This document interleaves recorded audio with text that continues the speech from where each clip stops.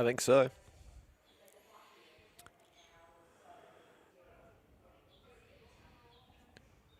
This.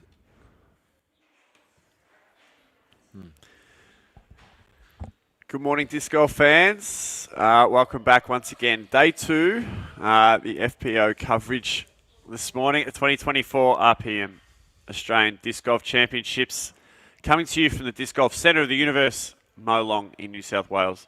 I'm Jason Wiedner, joined once again by Matty Faz. How are you, Matty? I'm pretty good, Jace. Well slept. Ready to get at it again. Absolutely. We had interesting rounds yesterday. It was our first look for a lot of us at the course, seeing what the players are throwing, seeing what they're doing, how they're attacking holes. What do you think of what you saw? I thought Claire Hussey was fantastic. She took advantage of what were ideal conditions in the morning. It wasn't too hot. There wasn't a breath of wind for most of the round. And she just kept it clean. Minimised the bogeys and even did some scoring on some of the more gettable holes. Yeah, putting was pretty good too.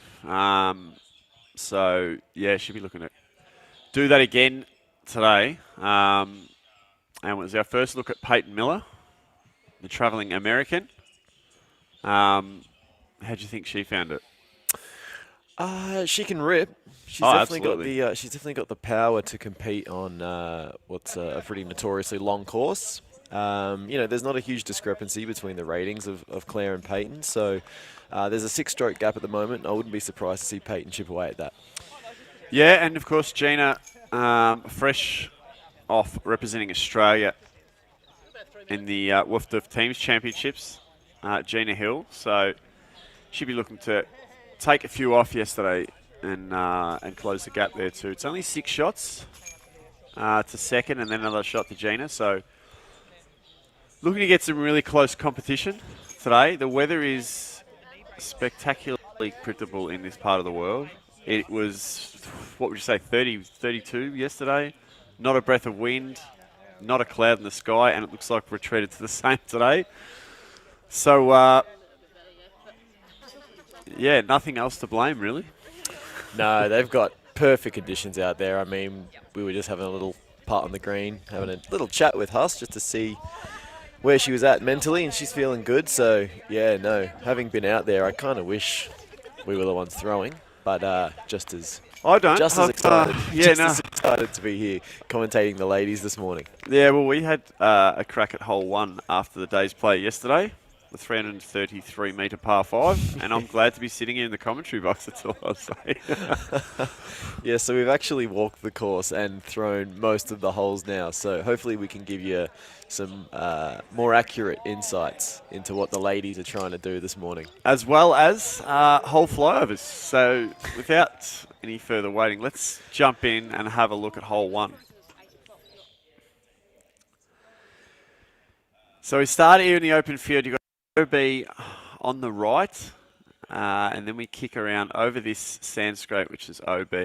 Now the drone flight doesn't quite pick up, but there's a Mando just down to the right there. So players have to play to the right and down under the tunnel and find the basket just perched under this extremely mature gum tree, Matty. Yeah, with that OB on the right, you saw a lot of the MPO players going over and pinching off a bit more distance, but I think with the power level of the girls, they'll have to be taking the long way around to the left, and then, yeah, once you get onto that sort of final straight of fairway, the double Mando really does narrow the playing field. Absolutely. We didn't see anything sort of too out of the ordinary yesterday, just trying to pump one up there. Get it to the corner, so a safe entry in. There's our current leader there, Claire Hussey, AGL-sponsored player. AGL, not the electricity company? No, they're a recycled plastics disc manufacturer. Lovely. And also a flying ace, we should mention. Of course, representing the Flying Disc store. Shout out to our friends Fergie and Finney.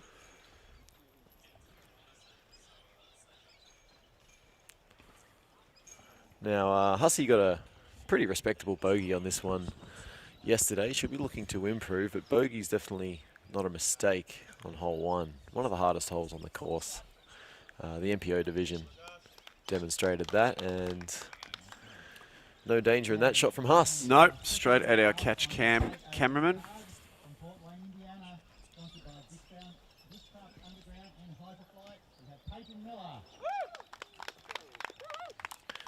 Discraft sponsored player, as you just heard the announcer say, Peyton Miller. With that crack whip form, turns that one over a little too much maybe, but that's actually where you want to be if you've beaten the corner. There is a couple of windows there. You just got to hope that you can line one up. I'll tell you what I am enjoying is Peyton Miller's sock game. It's elite. Yep, she impressed yesterday. I haven't noticed it just yet today. I was focusing on the frisbee. Oh, well, they're green, so you probably can't see them. Yes, I am red-green colourblind for those interested. Gina getting a nice flex on that. Needs to come out, though. Maybe a bit of cut roll. Yeah, she might have pinched herself off there by going too far right. So we are away on day 2, moving day, the Australian Disc Golf Championships. For this FPO division, of course we love to give our sponsors a shout out, and Disconnection. What more can we say about Disconnection? I don't think there's much more than that we could say that we didn't say last year about Disconnection and the inundation of commercials we had from Disconnection last year. Felt like we had Reese sitting in the booth with us. No, we love the Velios family and the Disconnection brand, and they've got one of the biggest and best ranges in the online disc store game here in Australia. So check them out if you're down under and need a disc. Yeah. So in terms of this whole for this division, it's we saw some numbers on it in all divisions yesterday. It surely plays as one of the harder holes on the course. Yeah, we should note that the girls do play the exact same layout as the gentlemen. And yesterday, this hole only saw 2 birdies scored. Quick shout out to Austin D'Alessandro and Zachary James there. So that's a field of 30 players, 2 birdies. You can do the maths on the percentage there. Yeah, they're not big numbers. No. Not quite sure why we're looking at ourselves right now. Yeah, okay. Sorting out a few technical issues there, so unfortunately you're stuck with us. So yeah, where did these on this course? Where do you think it's sort of won and lost? You got to keep it clean in the early parts of the round. The first Limit the damage. Limit the damage in the first to 6 holes. Then there's some scoring to be done around the midsection. We see people sort of stabilise after a few rough starts. Well, we saw that yesterday. And then toward the end of the course, there wasn't a lot of birdies, I'd noticed, but there wasn't a lot of bogeys either. So if you can score on that sort of back third of the course, I think you're going to make up ground on the competition. Yeah, absolutely. We've got Cliff Field already hitting us up in the chat. He was immense yesterday. Yeah, it's good to see you back and watching, Cliff. So good morning to you. He's had an epiphany. I have a fair chance it's based around fluid transfer solutions, but we'd love to hear it, Cliff, if you're willing to give it up. What's your epiphany? What's happened overnight? What have you discovered? There's a lot of getting throws coming in there. We don't know who that is because we've just got our vision back.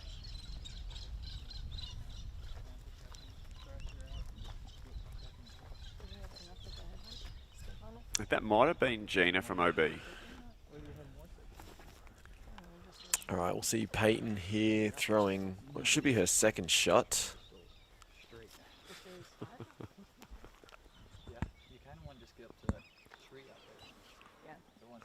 Just conferring with her newly acquired husband. Yeah, just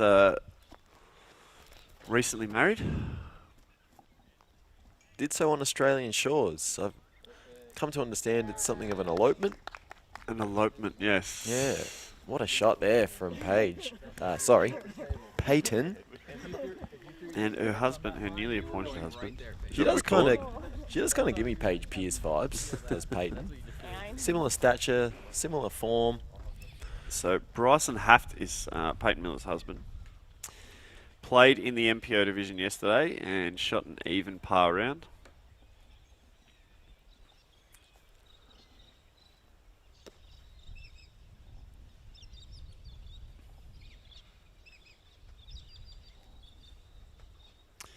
Now, I'm assuming this is Huss's third shot. Yeah, she's got a bit on that. Needs to stay out of the shrubbery. Yeah, she might have an awkward stance there, unfortunately.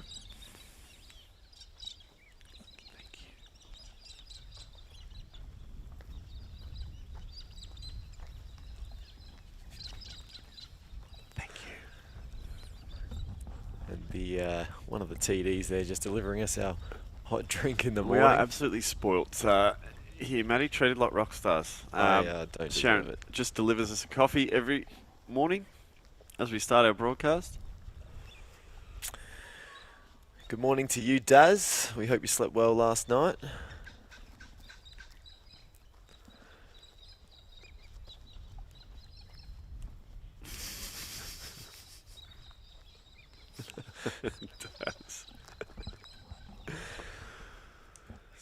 Good bit of banter in the live chat,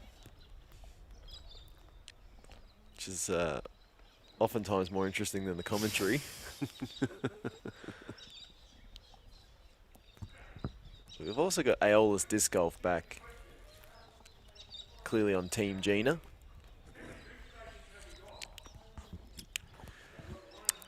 So Yeah, now Gina playing from what looks to be alternate tee pad from one of the other layouts.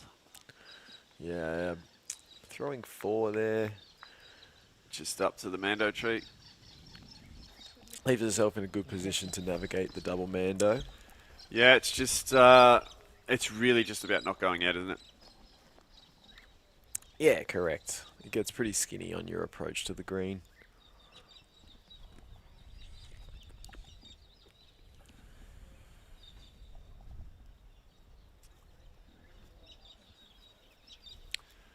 So it's looking a little breezy this morning. Must admit, I didn't feel anything when I was outside 10 minutes ago, but The wind can pick up pretty quick in this part of the yeah, country. it's I've fairly heard. flat piece of land, isn't it?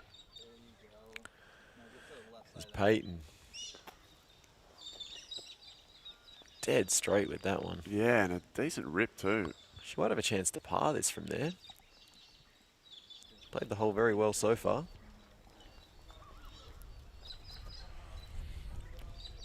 And Haley just addressing the commentary team name that we were trying to decide on Yeah, well, yesterday. we haven't decided on it yet. So if you've had any thoughts overnight, Haley, don't be afraid to share them.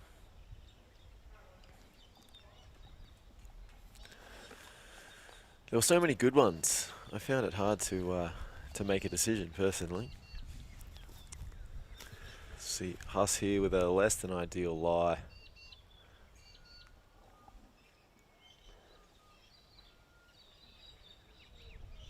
Yeah, just trying to get back.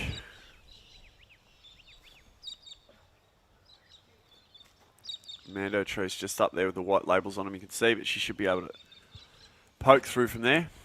Yeah, I think she'll have a backhand hyzer through the Mando from that position. And Tanya being on the bag again for Huss, so working hard out there, Tanya.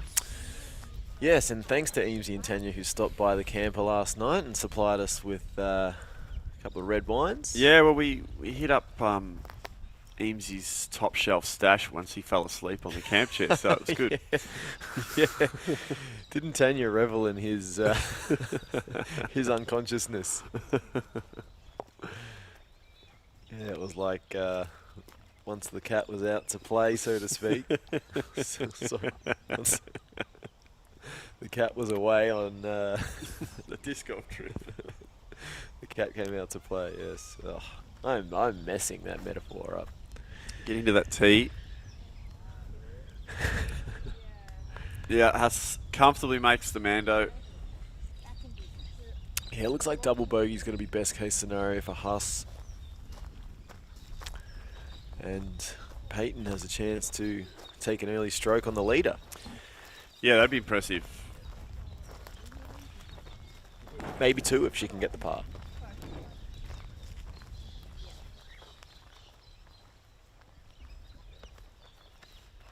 And Gina's had...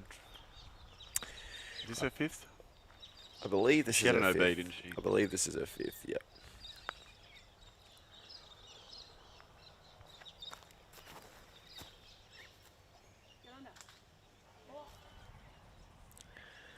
And our boy Cal Ford out there on catch cam again for us this morning. Yep, he's decided to work with us again after working with us once. That's always a bonus for us, Matty, isn't it? Yeah, people tend to leave me.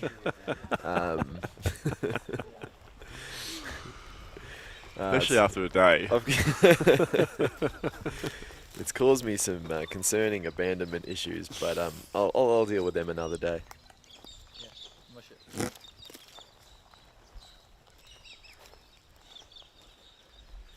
Yeah, but there's probably more important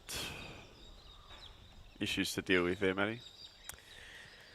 You can see Cliff in the chat just catching everyone up on the the banter, I guess, from yesterday. Some of the more esoteric jokes as we see Peyton, big old forehand there, leaves herself with maybe an 8, maybe 9 metre putt for par. Yeah, it's a good start. Solid start. I don't think she's thrown a bad shot just yet. No. Unless she did when we had that little power outage. No, and I think the difference we saw...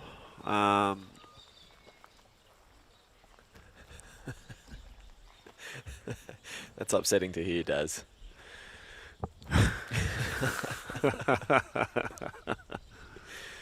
Yeah, now we saw just off the tee, Peyton take a lot more aggressive line to the corner, and that's given her a par opportunity.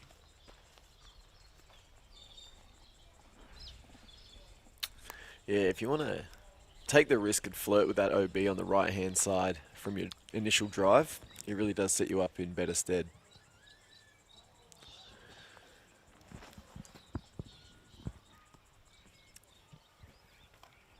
Us here throwing what I believe is a AGL Locust. A Locust. Stable approach. I'm pretty sure a couple of them flew into our camper last night. Just a few. I woke up on multiple occasions having to smack the roof of the camper. Skip. Yeah, nice upshot. Skip with a putter with a duck. From Gina.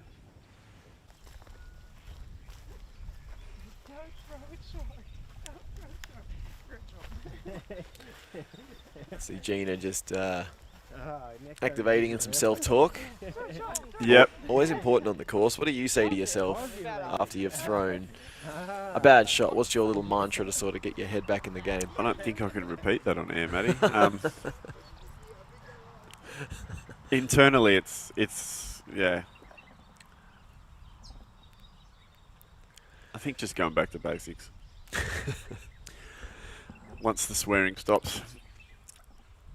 See Peyton here for par. Not the pot required, but still bogey a commendable score on hole 1. Yeah, absolutely. If you look at the scores from yesterday, definitely. Yeah, we saw a bogey from Huss yesterday and 2 triples from Peyton and Gina. So I believe all the girls are going to be improving on their scores. Yep, and a solid little 6 metre. Yeah, you got to put them away.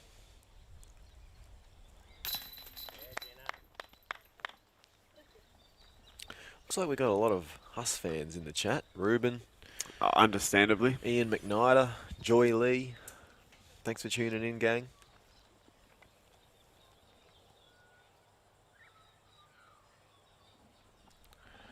I think this is for Huss's double, actually. I lied before. She didn't improve on her score from yesterday.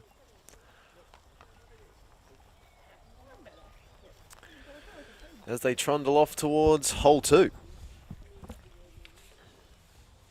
Quite a tolling first hole, isn't it? Especially having played it now. It certainly is. Hole 2, par 3, 115 metres. The punch of Leonidas. As we head all the way up here, Mando tree just on that sign there, and we dogleg sharply over this sand scrape, and the drone will find that basket in the trees eventually.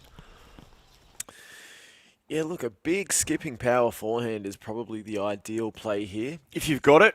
A nice high turning backhand for the right-hand player is an option as well, but you just have to get so far right of the initial Mando. It's challenging.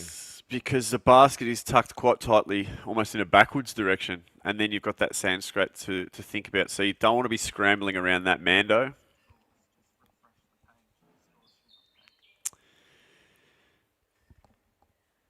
So yeah, you don't want to be scrambling around that Mando, Matty, and leaving your second shot to chance.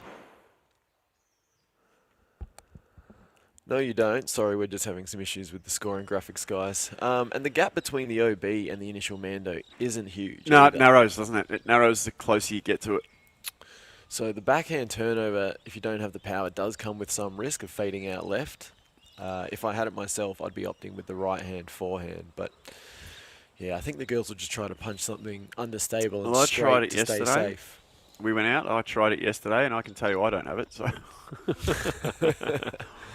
Left me quite an awkward straddle 5 metres short of the tree, so...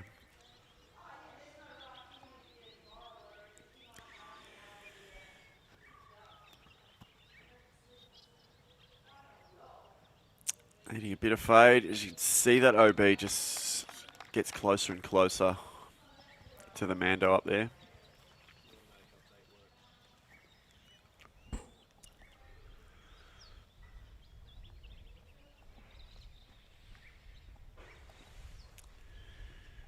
Yeah, so Peyton was able to shave a stroke off of Huss's lead there. That needs to come back. And that's that spot I was talking about. Yeah, I think it's bogey at best for Huss. Yeah, now. it is. She'll have to pitch around the Mando. It is. And this whole sponsored by Newcastle Disc Golf, where Gina Hill's from. May she channel the power and support of her club with One this of throw. Newcastle Disc Golf's finest exports, we're seeing at the moment. Come out of that. Big skip here. Big skip. She's got some distance on that. She's Just kept gliding, didn't it? blasted past the Mando. That will cost her, though. She will go to the drop zone, which is situated just to the left of the Mando tree. Yeah, she's just release angle is a little bit off at the moment for Gina, so hopefully we can rein that in. But we've got, once again, if you're in our chat, and you're watching from wherever you are in the world, let us know where you are. Give us a shout out, because we love that we're reaching so many people, and so many people are interested in watching the Australian Disc Golf Championships, Matty. I can see Henry Murray, who's just entered the chat, sending his love from the States, which is awesome to see. And Peyton is my sister. Oh, I should have read the rest of his comment. So, yeah, hello, Henry. Hope you're enjoying the coverage. Murray must have been Peyton's maiden name. No, I'm not going to try and join those dots. But yeah, sister. Could be a metaphorical sister. I guess, is that a thing? Oh, like, you know, sister. Like brother. Yeah, okay. As you see Hussey here. Yeah, just didn't have the distance in the end. Has to be cognizant of the OB scrape screen there. Make sure she gives this one enough height and fade to the right.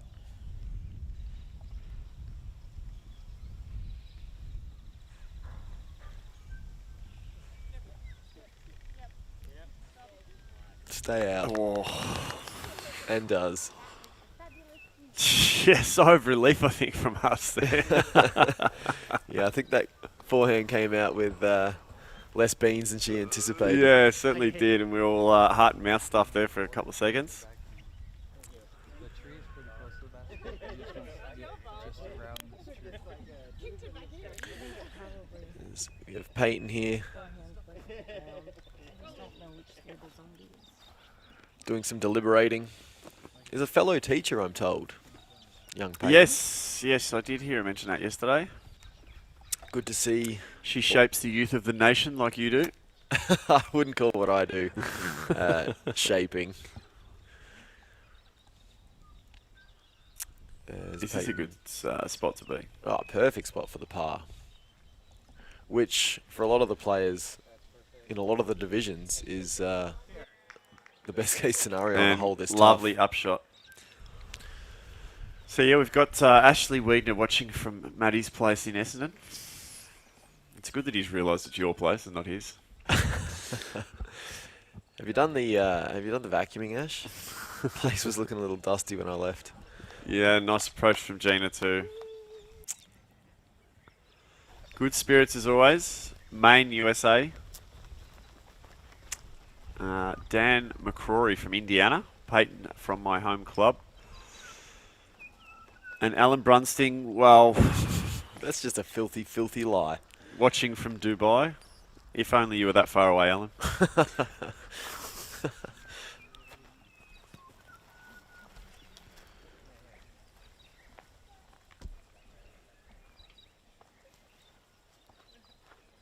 So Huss here.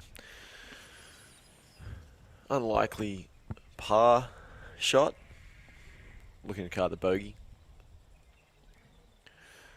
Yeah, Peyton's going to get away with shooting one over the first two, which is mighty fine.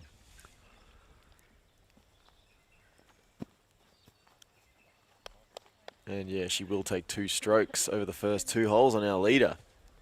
So the competition's already ramping up, Jace. What do you think? It certainly feels that way. Certainly feels that way, Matty.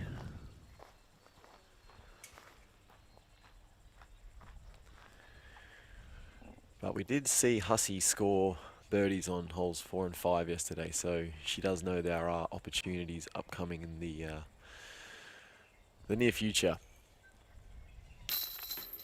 And a confident putt from Gina, so limits to a bogey there after missing the Mando.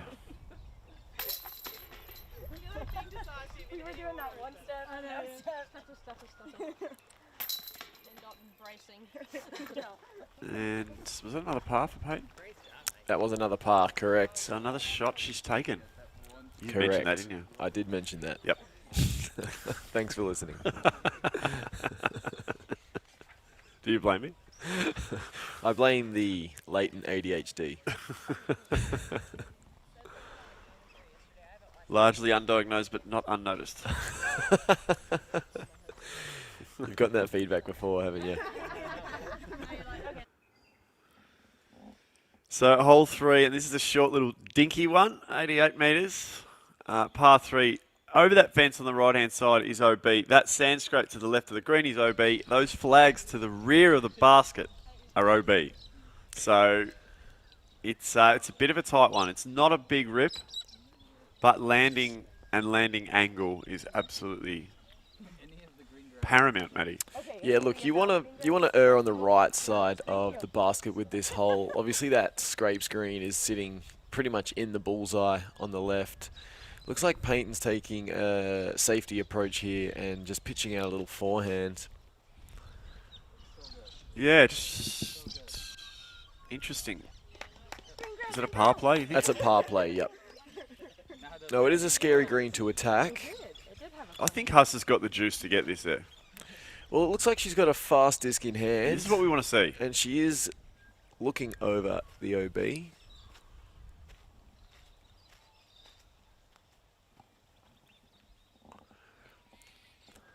Yeah, she'll be looking to hang this one outright, have it fade in left, but not too far. It's out there. It's gotta Should do get a some skip. work. Should It's get a got to do skip. some work. Let's go. Yes, Huss. Gives herself a circle 2 look for the birdie. Yeah, relative. Scary putt, though, let me tell you, from that spot. Now, Gina's just. Some very obvious encouragement from Gina's entourage there. Throw the disc. Well, she did that. Sit. Don't do that to her. Come out. Come back. Might have to get Cal on that Oh, one. we love a close up of that one, Cal. Oh, I thought the guy had the red flag. So.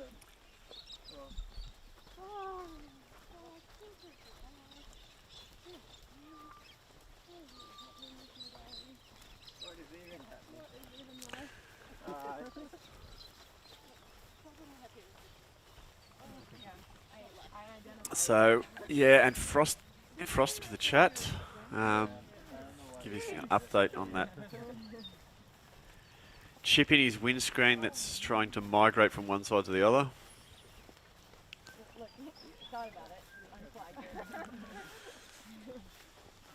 I'm not sure what's happened to catch cam here. Yeah, we seem to have lost catch cam. Probably just minor technical difficulties, I'm sure. Ooh, I can see some green between the grass and Gina's disc. That's not green, Matty. That's black. But we know what you mean. Well, yes. Is that That was a colourblind joke for those What's not? for those whose head it also went over. Yes, unfortunately, it's to the drop zone, and this is not an easy shot either. This is a deathly par putt. She takes She no ran time. it. Runs it too. Yeah, this hole really took the ladies' lunch money yesterday. Hussey with the double and Peyton and Gina carding the bogeys. So looks like 2 of the competitors will improve on yesterday's scoring here. Yeah, well, they don't call it Finch's pinch for nothing. Did we figure out why they call it Finch's pinch? Yeah, we did. So it's named after George Finch, who he's done all sorts of amazing things. Like I said, it sounds like a bit of a storyteller, to be honest, but a hero of the area. I might a bit later on. We have a bit of a surprise. We're possibly going to try and wrangle tournament director Kev Costa in here for a short, sharp commentary session. So he'll be able to tell us about George Finch, I'm sure. A little injection of local knowledge. As we saw a little curtsy after Peyton's putt there. Looks like she had a little bit of a tailwind in the end, just pushing the disc down. Not easy putt. Oh, geez, you can't lack the commitment though, can you? There's no question about the commitment. The anything off the stripe on these baskets really needs the spin to really pull it back in. Not a lot of forgiveness on the RPM baskets.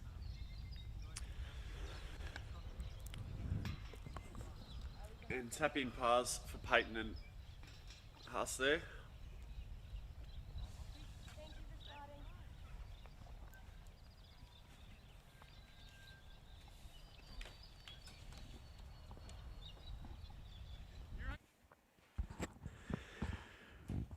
Hole 4 now. Par 3.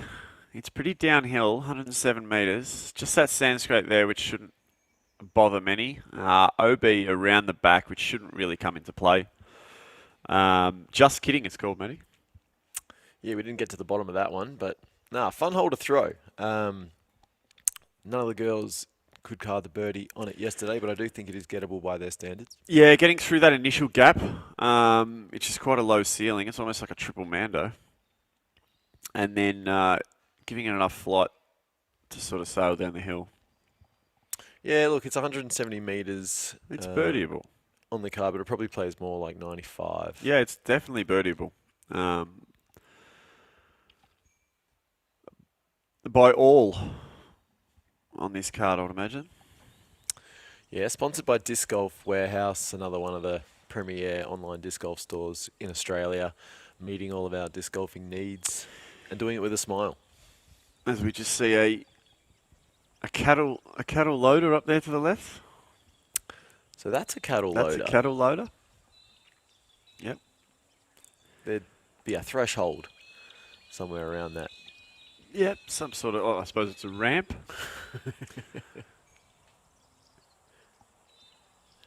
Oh, So that's our current standings.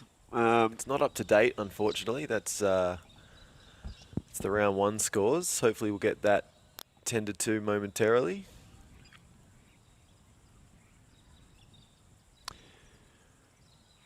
Who's that one on, Matty? Pardon? Whose fault was that?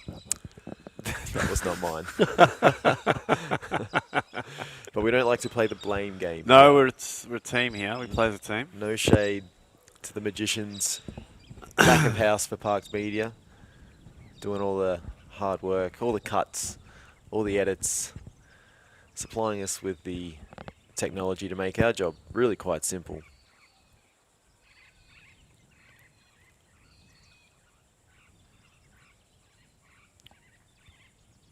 There we go. Yep, as our current standings tell you there, Claire Hussey plus 11.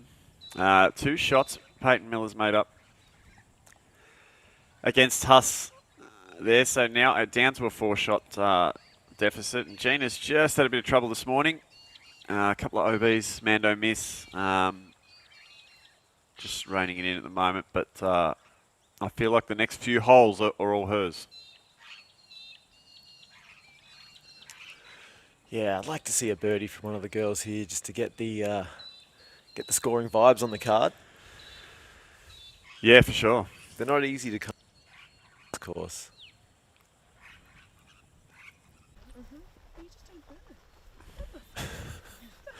And the commentary name suggestions are still coming in. Dan Frost with who weed on the mat. Sometimes on a cloudy day. Oh yeah, cloud here.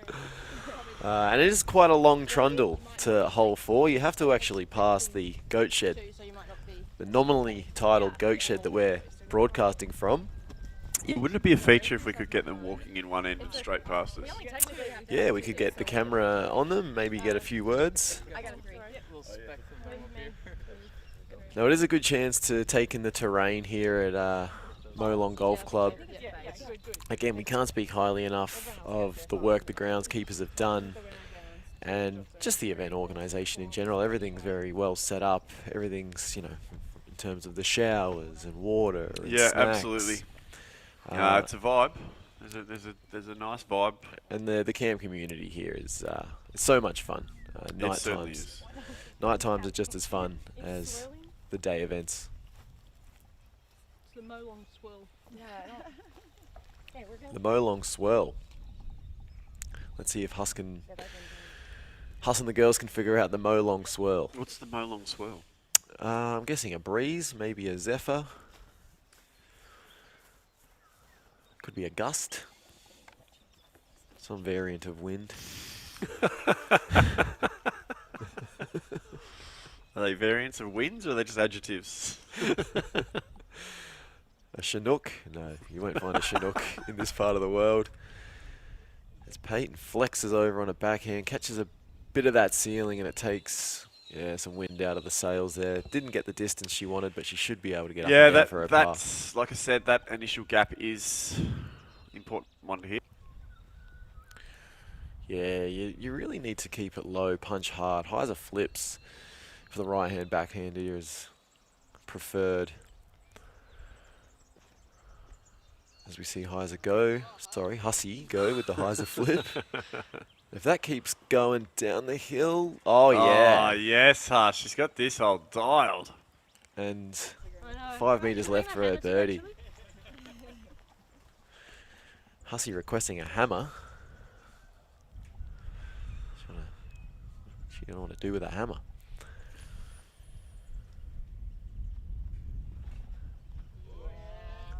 Needs to keep turning. I'd say reasonably good tree. Pretty good tree. Probably keeps her in circle 2.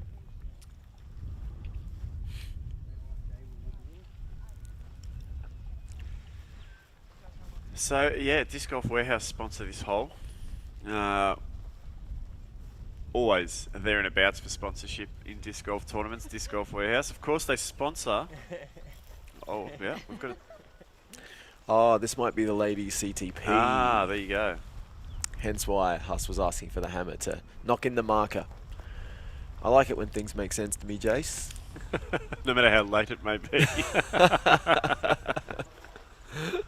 won it yesterday? Like Sam.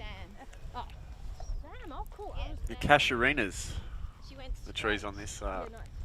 Awesome. Yeah. course, as we know, Maddie. The Casuarinas. Is that how you pronounce it? Yeah, Cash Arena? Casuarina.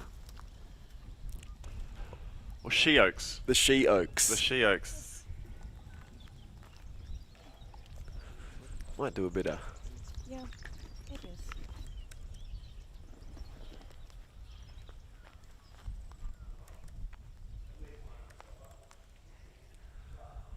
So nice forehand approach.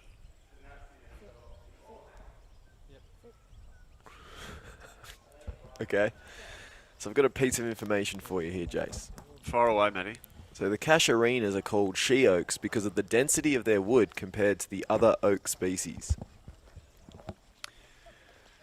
So is it a higher density or a lower density?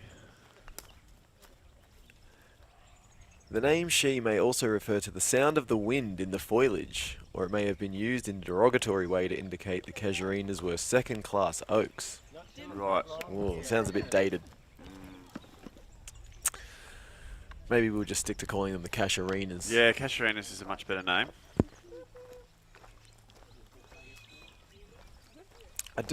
What I do love about disc golf is travelling to remote locations like this and learning about the local flora. Absolutely. Most of us. Yeah, good confident par putt from Peyton. Yep, saving So- her par there. Yeah, she's come to play this morning. Yeah, can't say Molong is a place I probably would have been to otherwise, Maddie, but glad I came. Oh, absolutely, and just learning about the inland of our beautiful home country here in Australia.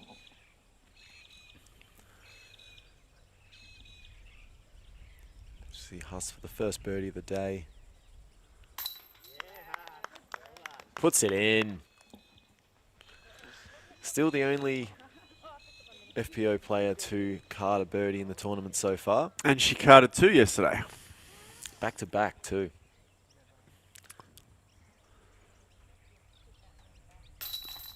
And we'll get Gina back on the par train, will it?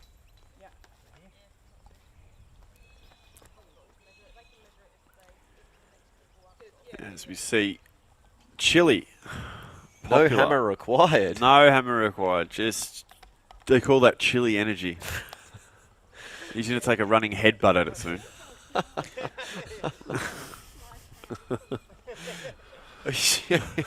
Paying homage to the guns there, Chili.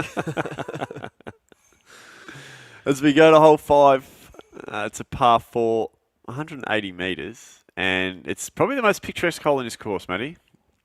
Lovely hole to look at from the tee box. We go around the lake or around the dam, and basket perched around the dog leg. So only a left-hand Mando in place. So the shortcut is on if those are willing to take it. Look, the only thing that's not picturesque about this hole is the lake itself, as you and I put a disc each in there yesterday, and Fortunately for me, they were both your discs. once those discs were in the drink, there was no penetrating the surface with vision. Yeah, let's just say I wouldn't drink the water from that lake, but a really fun hole. The big arms do have the option of cutting the OB lake and going over it. I think we'll see the girls play out to the right side of the Mando, which should be more traditional in terms of routes taken.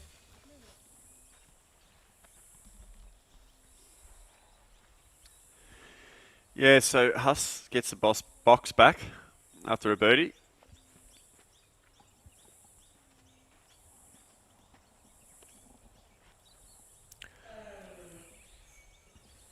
But really no need to test that right-hand side, is there? No, there isn't. And that's a nice save. That's what we were trying to Lovely do shot. yesterday. Yeah, that is what we were trying to do. Apologies for the lack of graphics here, guys. I am working diligently to correct that. Okay, that was just a bit of a lag. It's all good. All right, if Peyton gets this one staying right, it'll be great. Yeah, it's easy to attack from out there. Yeah, safe play from Peyton there. The second shot does actually become quite technical, so the landing zone on your first is pretty important. Beat it. Doesn't beat the tree, but she'll have to pitch up to the Mando.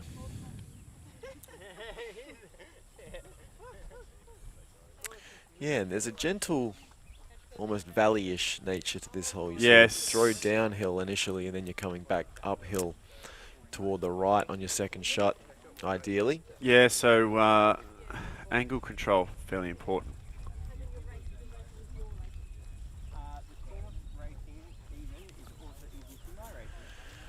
Thanks again to our friends across the Tasman at the Taupo Classic for sponsoring Hole 5. It is called Damn Poplars. Pretty sure we got to the bottom of that one yesterday, didn't we? Yep. Poplars are the trees, obviously. And there is a dam there. But it's not a beaver dam, as we No, there's no discovered yesterday. It's more of a pond. log structures. A filthy pond. I'm actually, no pun intended, quite dirty on that pond for making two of my frisbees disappear. In case you're wondering, Matty threw one of his world-famous forehands and dumped it straight in the middle of that pond. In my defence, it was probably the fourth forehand I've thrown in 2024. So we see Gina going over going the over it. dam. Love that aggressive play. Knew she had to make up some ground, and that's the best shot she's thrown today. Yep. Really good. That puts her back in par contention. Yeah, that's that hill commitment, isn't it? Her and her husband both possess. Oh, I never threw a shot they didn't commit to. How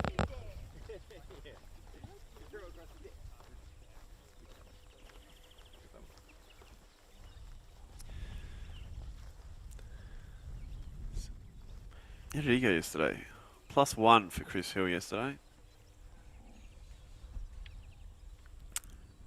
As Discraft sponsored player, part of the underground team, Peyton Miller. And that's the look you get trying to approach from this open area here. So, as you can see, it's quite doable. Yep, she's in bounds there. Nice flex backhand. But it's still a rip, isn't it? Sorry. She's got a circle 2 look if there's no leafage in her way.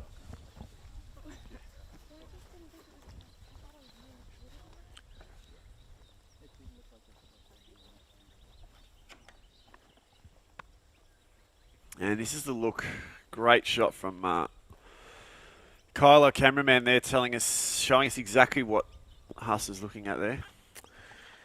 Yeah, Huss did get the birdie on this one yesterday, so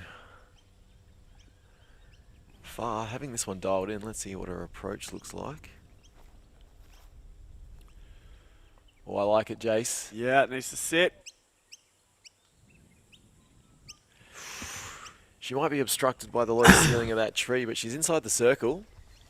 I've been out of that tree a few times. Yep, should be happy with that. Another birdie opportunity. Yeah, we have a pairing of birdie looks here.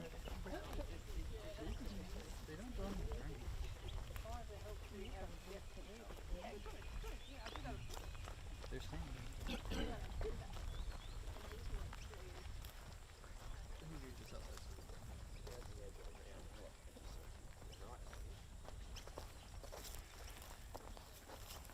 Yeah, the Taupo Classic in New Zealand. It's one we're going to have to get over and try and play, Matty. I mean, it sounds like they'd take care of us. We've never been to New Zealand together. We got to change that. We do. There's plenty for us to do in New Zealand. Frisbee throwing, snowboarding, skydiving, bungees, canyon swings. Lovely upshot from Gina. So Yeah. shots have been dialed all day. Yeah, the short games are It's well locked oiled. and loaded.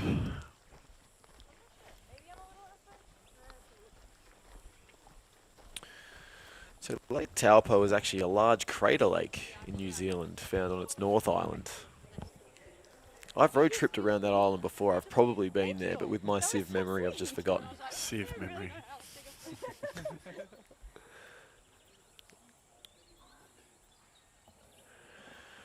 Circle's edge, birdie look for Peyton. Oh, We have a streaker.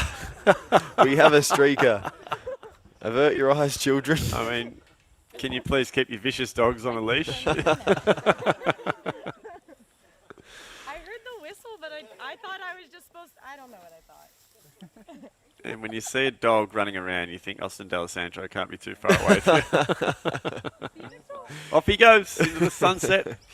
He may take on other forms, the Oz dog.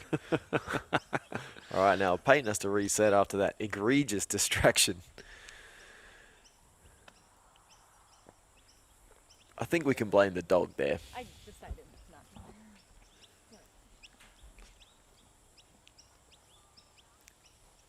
It looks like Hussey's got a clear look. Similar distance. Taupo is the correct pronunciation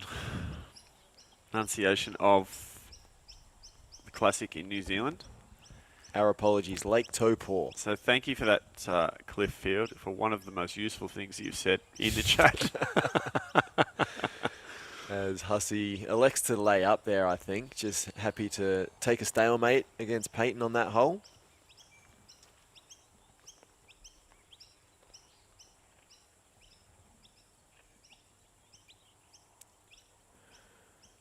As Gina will most likely card the par. Good recovery from Gina there. Yep. Yeah, it took an early-ish tree.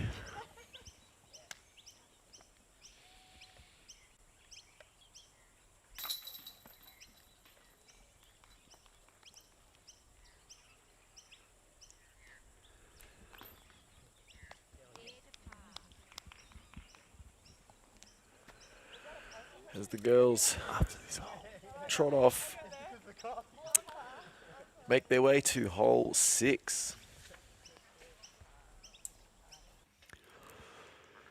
Hole 6, par 4.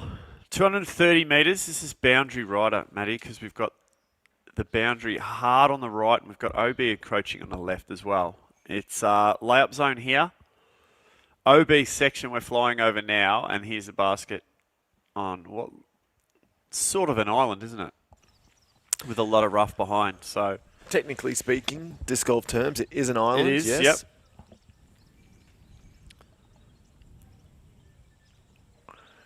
As the ladies input their scores, and we are relying on the transmission of scores from PDGA. The extraordinary tech wizard Kyle Herbertson made an update to my software, and it has streamlined the process for me. It has. That's good, mate, because we can have you concentrating a little bit more.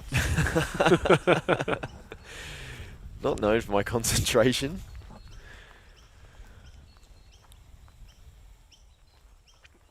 At the completion of this hole, like I mentioned, we're going to be treated to a little bit of a surprise.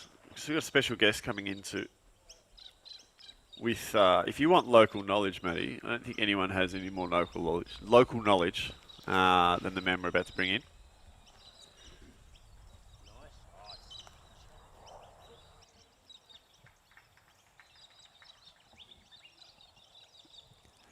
Nice and easy out into the fairway for Huss.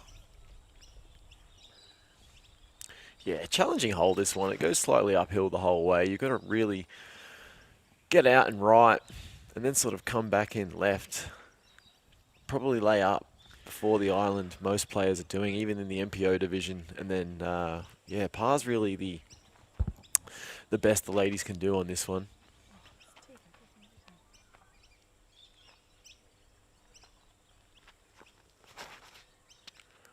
It actually used to be a par 5, and it actually Wow, used that's to a be nice shorter. shape on that. It did used to be a par 5? And it used to be shorter. Right.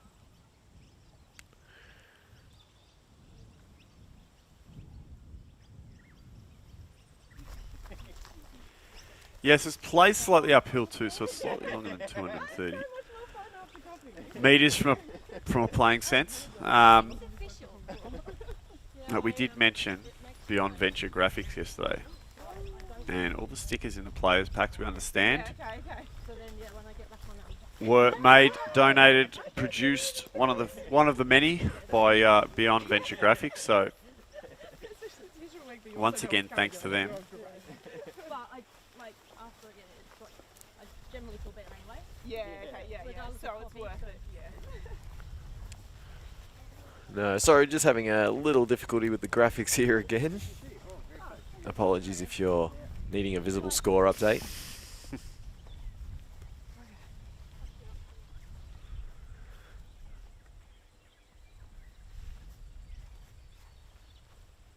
Is this again, yeah?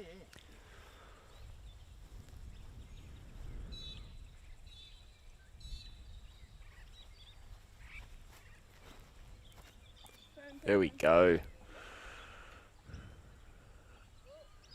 Ooh, Oh, and spins Cal around. catch Jeez. Cam Cow. He did well to catch it. Put in danger with that one. He did very well. Yeah, he did a very good job of catching that.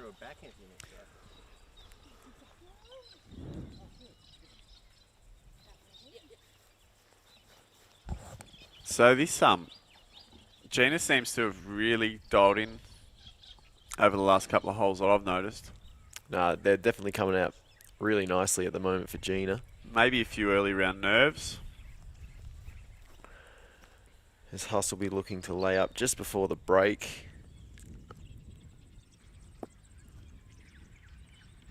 And that's pretty good. She should even almost get a look at the basket through that gap there. Yeah, it's still a challenging upshot. Really hard hole here. Where the landing position for this shot is absolutely important, though.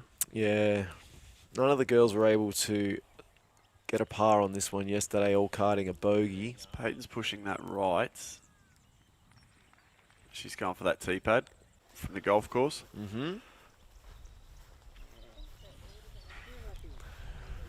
So the ladies all in similar positions distant-wise after 2 strokes.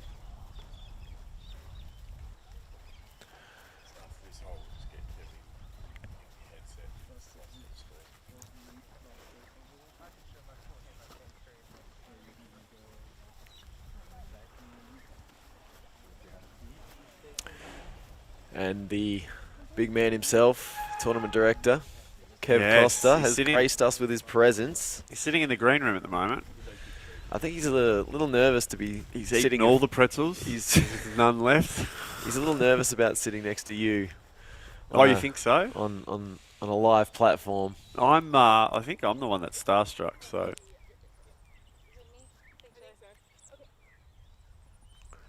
And it will be Peyton to throw. Yeah, she's got a decent hoik left to get up and down for her par. yeah, you can see where just at the slightly left of screen there, you can see the catch cam. That's basically where the basket is. Yeah, she'll be looking to move a disc left to right. Looking like they're lining up a forehand.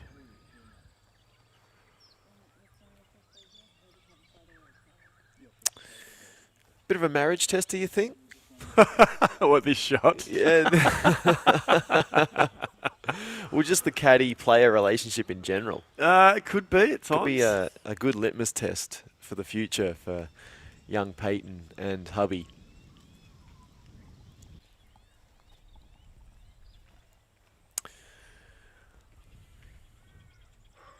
She does opt with the forehand. A one-stepper, but still gets massive Yeah, she's distance got a lot on of it. rip on that forehand. I believe she's gotten over the break and left herself with a sizable par putt. Yeah, so she's gone over that pile of, what is it, fallen trees, and Deciduous deadfall. I don't know. I saw them call Dan Frost Deciduous Dan in the chat yesterday. Is that one I'm bounces? not sure what that means. Oh, that's a bad roll for Gina. It did bounce back inbound, but yeah, the roll was unwanted. Deciduous Dan, yeah, we're going to have to ask the boys what Yeah, that that's means. I'm sure that name came about after he in eruption last year. He banked Off the banked a trees. putt off 2 different trees in the same putt. So I'm pretty sure a deciduous tree is one that sheds its bark routinely. it Drops is. its It is foliage. correct. Creates deadfall. It's the opposite to an evergreen. The opposite to an evergreen, correct. Now Huss doesn't make the gap, and that'll be an OB stroke for her. So she'll be throwing 5 from our side of the island. Yep. So as I mentioned earlier, we have got after this hole Kevin Costa, the TD, coming in to have a chat. So stay tuned. About to get some insight, probably more insight than Matty and I could ever offer you. I'd safely predict that.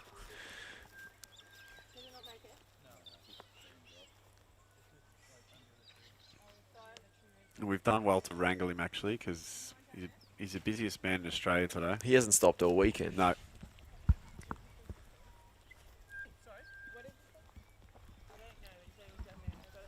I awoke to the sound of Kev banging one of those steel posts in the ground this morning, actually. It was good alarm clock for all of us. It was the wake-up call you needed. It was. I did. Yeah, I think you overindulged in David Eames's top shelf wine last night and were more than happy to sleep in. I did. Drank as much of David Eames's wine as I could. The joys of not having to play in these events. It's good when he's had a couple too. He just keeps going and getting more bottles. Correct. As we see Huss, she still has to get over to the island. This will be her 5th shot now. And a real chance for Peyton to close in on the gap. And that's a beautiful upshot. Close the gap on the lead is what I meant to say there. And that was a beautiful upshot from Claire.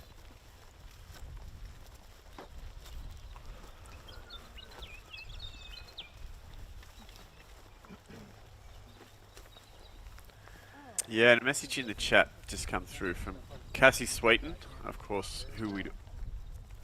If you've watched any FPO in Australia, you know who Cassie Sweeten is. Oh, how good would it be if she could commentate this event instead She's of us two buffoons? TV on, women's Aussie coverage, and coffee in hand. What more could you want? It's the exact vibe we've been trying to create, haven't we?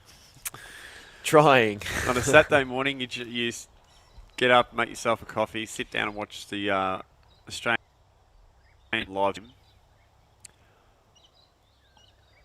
Yeah, just chuck the kids on the iPad. Give them a bowl of, give them an unhealthy bowl of something sugary like Fruit Loops or Frosties, and you just take a bit of time for yourself. You know, make that space for yourself in your life. Nah, it's lovely to hear you're watching, Cass. We wish you were here. As Gina pitches out, she'll most likely card the bogey.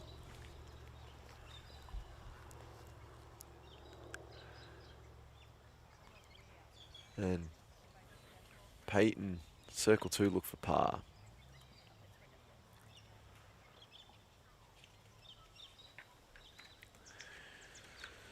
Par really playing like birdie for the lower divisions, I imagine, next weekend on this hole. Oh, yeah, I would imagine so. There might have been a few tweaks. Well, it seems like all the holes that have been tweaked or introduced this year are the really hard ones. So they've wanted to up the ante in terms of difficulty.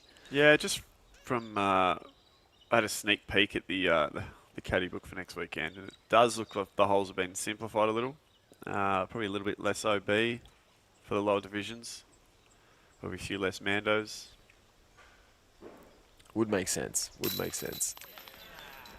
A nice little 5-metre putt there. Yeah, from Gina fires one into the chains.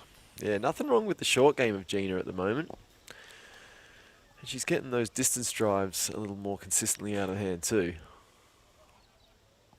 Yeah, really just an unfortunate roll on this hole. So I feel like the flame is getting bigger.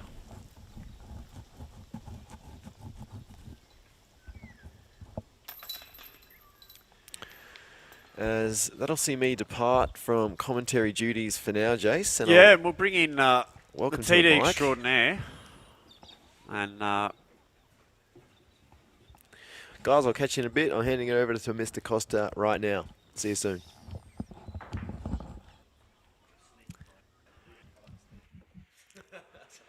as we go to hole 7, par 3, 103 metres. Shelob's Lair, we remember this one, with the big spidery-looking tree guarding the basket. And as I welcome to the commentary box, Kevin Costa. How are you, Kev? Well, thank you. Thank you. It's wonderful to be here. It was up until far too early in the morning last night listening to or watching your coverage from the MPO card yesterday.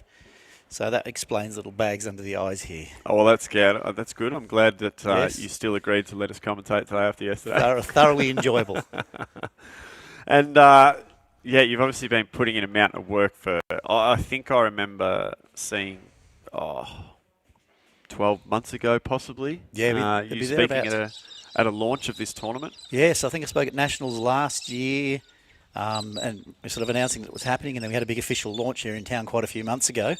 To bring the community on board, and that's where we've been really fortunate.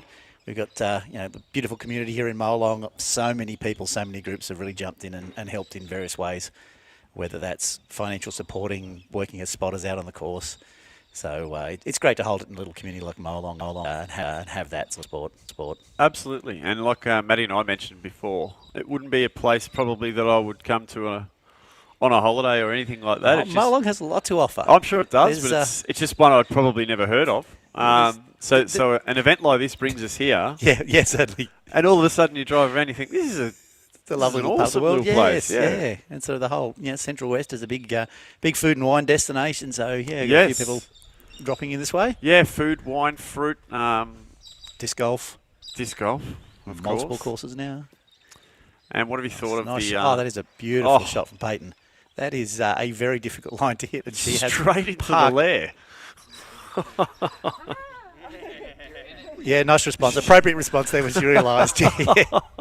What an absolutely ripping shot. This is not an easy line to hit. As I said, there's multiple options, but all of them require some level of precision, and that's an incredible shot to get it that close. Certainly is. Again, looking solid there. If it gets a good skip through, sit. Yeah, that should be okay. Yeah, so probably 15 to 20 metres out. And so you've made a few tweaks to the standard course, obviously, with your championship layout. Yeah, so this is really essentially nothing like our public layouts. Many of these holes are complete new creatures we've created this year, and we ran a trial one with a cold snap, Central West cold snap earlier in the year, and we've made a few little tweaks and modifications there.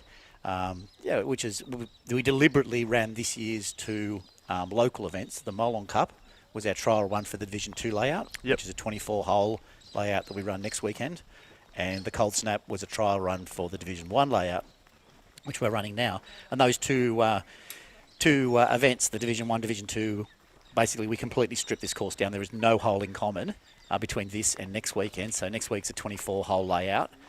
Completely different holes. So Sunday night, Monday, at the end of this event, we break this entire course down and build a completely new 24-hole course. You've just given yourself a whole lot more work. Oh, absolutely. If you're going to do it, you might as well get into it in a big way and dedicate your life to it for a period. But the last couple of months have been really, really intense in terms of getting it all happening, and it's been a great experience to be a part of. Yep.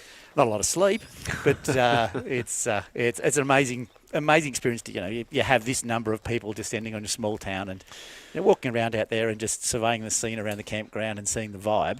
Yeah, it's just amazing. That energy there is, and you almost get a tear in your eye when you see that it's actually coming together. It's your vision coming together. That's what I was going to say. It's what you imagined, and to see it actually happen is a nice little upshot. Yeah, just creeping in the back door. Yeah, it's almost then sad to think about that it's going to finish at some point. Finish, and then we'll get to sleep. So Molong, you've dragged us all here to Molong, and we're rapt you have. What does Molong mean to you? How long have you lived in Molong? We've been here about 10 years. Yep. So I think in another 3 generations we've become locals. And typical small Okay, country they don't town. let you in that easy. So yes, I just noticed actually as I looked in the little vision there that I've inadvertently taken to turning my collar up on my shirts, which I think is a sign that you're getting used to living in the country, because apparently that's what you've got to do. Okay. And Didn't know that one. yes, you got to have the chambray shirt with the collar turned up. Apparently is the look. Right. But, yes, but I'm doing it just for sun protection because I burnt myself badly the other day, and yes, but. Yeah, so I mean, as a town, I said Molong is well under 2,000 people population-wise, and so to have this number of people coming to town, many people staying here for the duration of the 2 weeks. Yep. And so it's certainly the biggest sporting event ever held in Molong in its 200-year history. That's great. And possibly one of the biggest single events ever held in the town. Oh, that's wonderful. That's wonderful. So it's a big undertaking that you've... Yes, certainly. you've- And those people in the town who've got the vision, or who joined into the vision, Yep. can see the fact that this is really big for every business in town. Yeah, sensational. Hole 8, par 3, 95 metres, home run. Tell us about the origins of this hole. Yeah, so this is, someone mentioned that we're lazy in our hole naming here. This is the traditional finishing hole, because that building you can see in the background, just briefly there, was actually the original golf clubhouse, which is sort of off behind us here.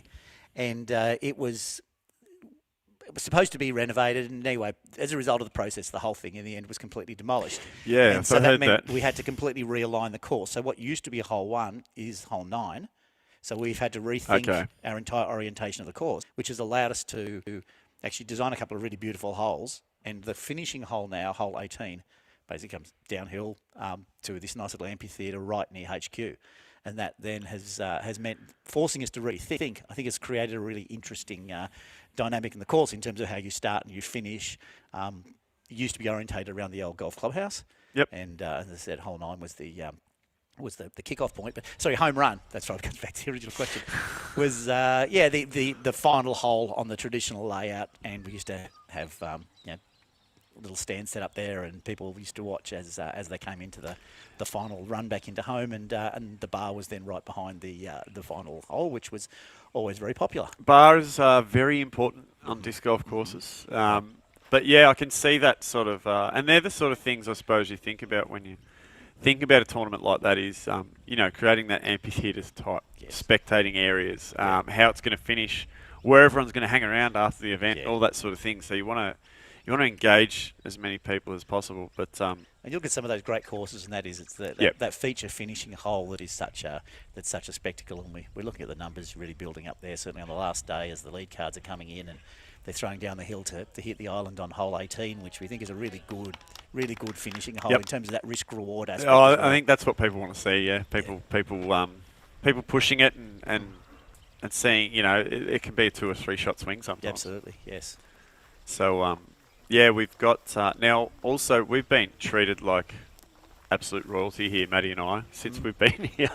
We've had coffees brought to us, and your lovely wife Sharon bought us a couple of beers yesterday. Yes, she's during she's the very good like broadcast. that. My question to you is: do you know how lucky you are? I do appreciate. I do definitely realise how lucky I am. And in fact, just on a point of clarification, there, this event this weekend, Sharon is actually the TD, so she's TDing as well as bringing you coffees and beers, and currently out there announcing, doing all sorts of amazing things. And sort of rallying the troops and coordinating volunteers and so on. Sensational. So for this Division 1, I'm merely course designer and club president and general dog's body, and and then I'm TD for the Division 2 event next week, and Sharon will be having a run in that in the FA 40 division. Wonderful. It's very hard to believe that she's old enough to qualify for that. I don't know event. how. I don't know how. I'd say fake birth certificate or something. Yes, it must be.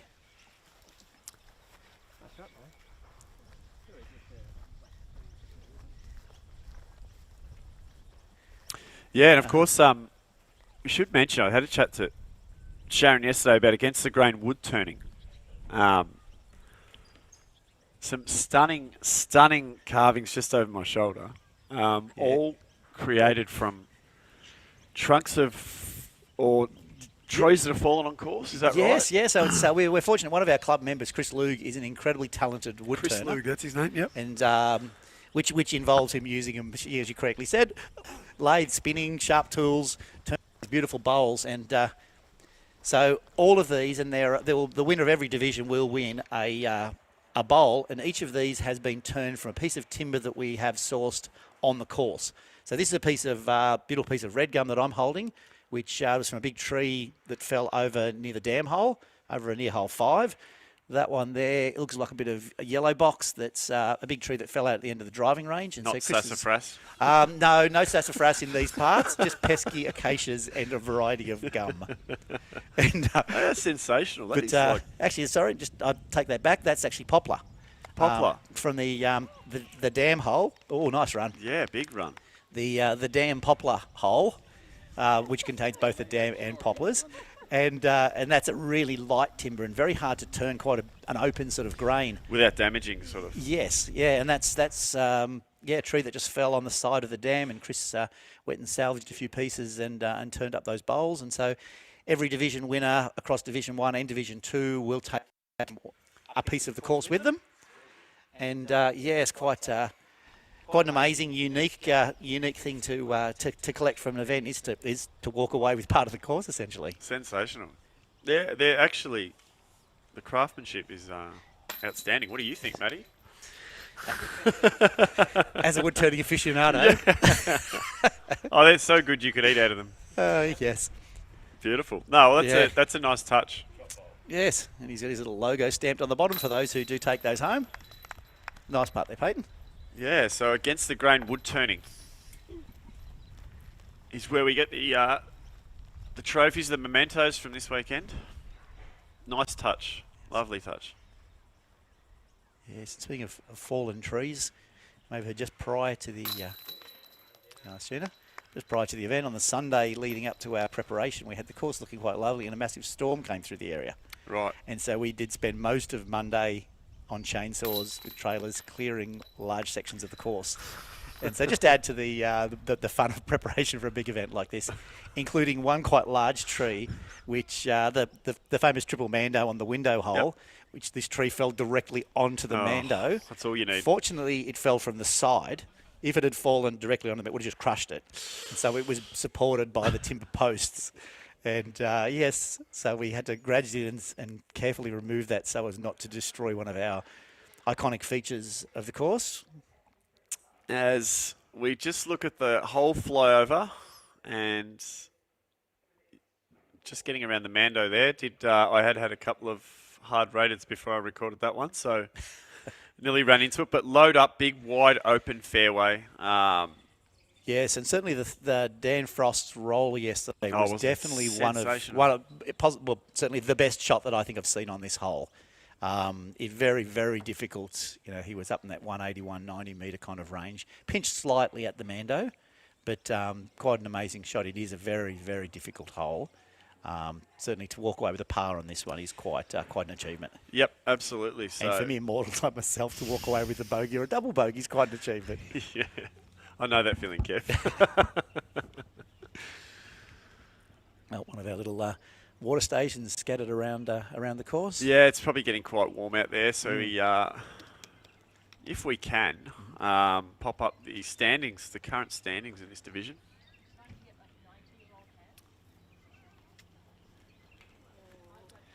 And we'll see how we've gone. So, closing in there. It is, isn't it? Yes, Huss yes. is down to a 3-shot lead that Peyton's been sort of clawing back. We're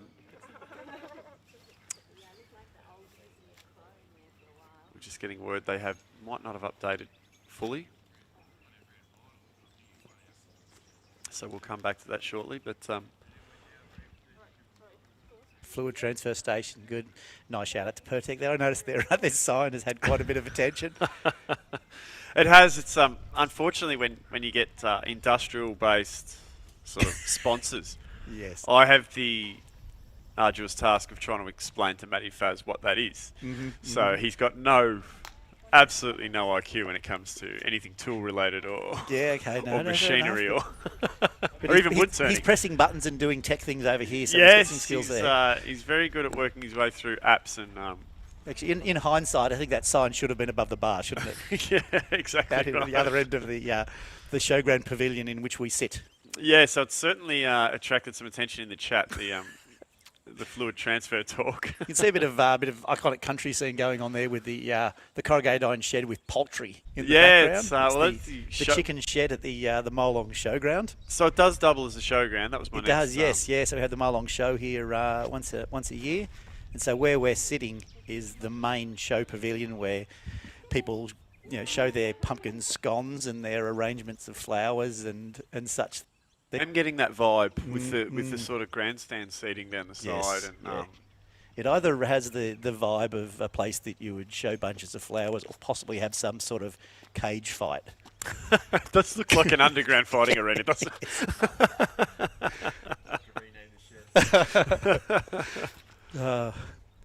First rule of the Showground Pavilion, You don't talk talk about the Showground Pavilion. That's a nice drive straight down the centre there. Yeah, straight down the middle, and it is Sets up for a good second shot. two decent rips to get it down there.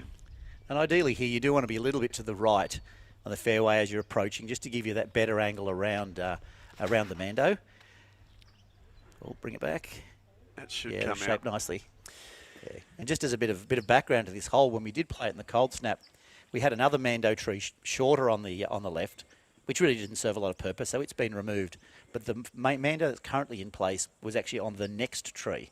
So it was a decidedly harder hole that involved a sharp angle back to get to the loading ramp. Yep. And so we were concerned about all of our OB lines washing away due to the tears of MPO players.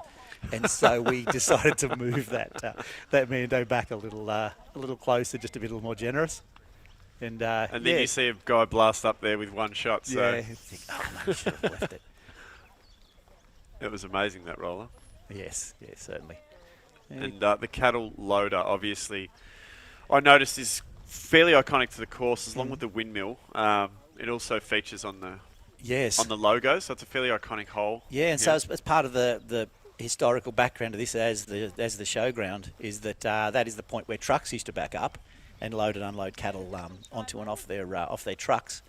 So as well as this area being the showground area where we're sitting and this particular hole runs, campground off to the left there, you've obviously got the golf course that runs, and traditionally there was also a horse trotting track around the centre. You see the fence in a couple of places on hole 1 and hole 3. Yep. So you had a big circular trotting track way back in the day. Yep. And there was even a cricket field out in amongst what are now massive trees. There's a small concrete remnant of a cricket pitch. So there's a lot of history in the area. It's been in various sort of iterations over the years. It's a sort of multi-use space. Tim Wright, sultry tones with the one and only Kevin Costa. Tim Wright, it is lovely to hear from you. One of our Camden boys. Very, very dynamic crew of disc golfers down there in Camden. Yeah, they certainly are. Very into their fluid transfer, I suspect. Fluid intake and fluid transfer are two different things.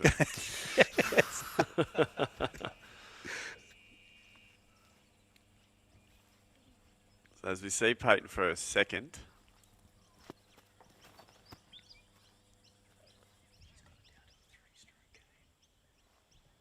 I think That's it's a going to be mash. a very, very good position to give her a good angle around the Mando there. I know, as a result of Tim Wright's commentary there, I feel I need to speak a little deeper. Far away. The sultry tones.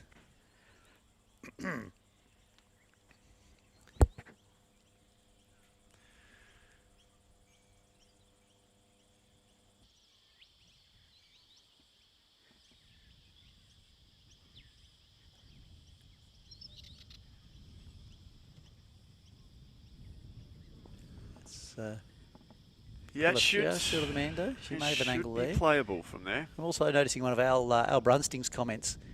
I was going to Ask mention Kev that. about his doodle he's famous for in Australia.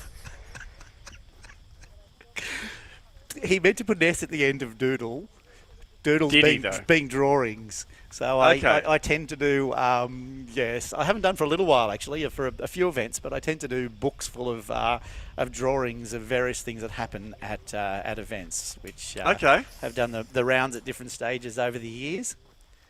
I must find some time to deal with those doodles at some stage, so to speak. It's I don't know how to approach that sort of conversation. Festus is back quietly away from that one. Yeah, like all I can say is I'm looking forward to seeing it. Why, thank you. I don't know if that's the right response.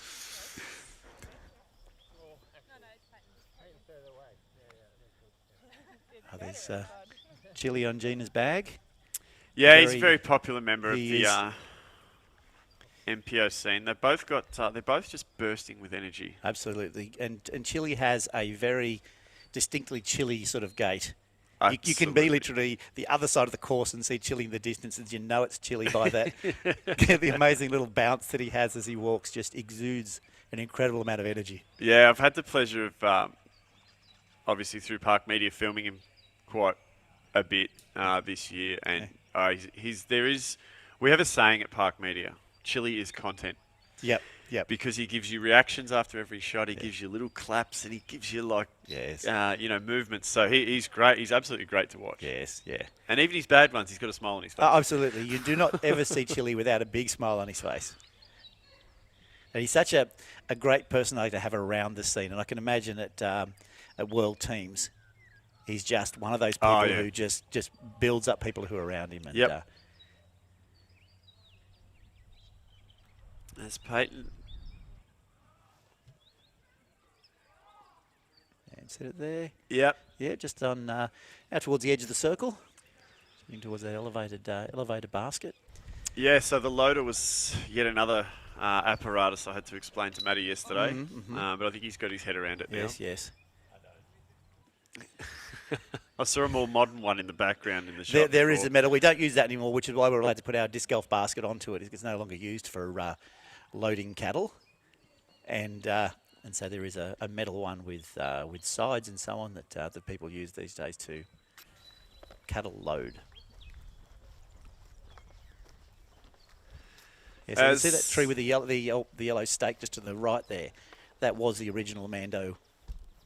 A bit further to the right, so they had to travel another 15 metres up to then dogleg back quite. So it's more of a a hairpin than a... Yes, absolutely.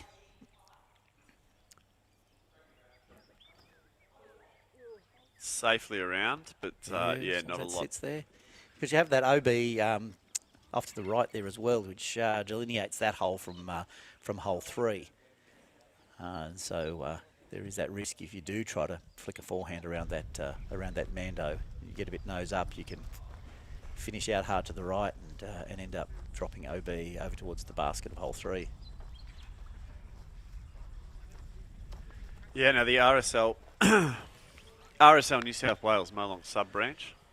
Yeah, so Mark Matthews, one of our local guys, is incredible. He's a essentially return services advocate, so he does a lot of work for return servicemen and women in a whole bunch of ways. And one really interesting, unusual way that has happened is that they've been big supporters of us installing the course out at Lake Canobolas, one of our new disc golf courses. And he's really pushing, and this is something we're really excited about, using disc golf as a way of working with returned servicemen and women to deal with mental health issues and so on. So having sort of dedicated return services programs and projects, and so he's really wanting to drive that. And Mark is our big guy at the Molong RSL New South Wales sub branch, as a real advocate for return servicemen and women. Brilliant. Yeah, he's and sponsoring 2 holes. Yes. So big support from them.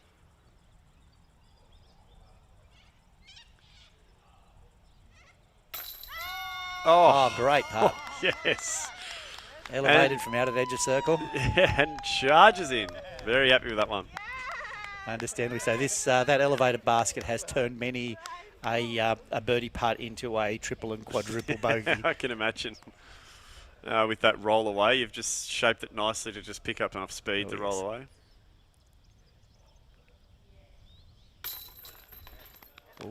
high there. Yeah, Stuck. high for Huss, but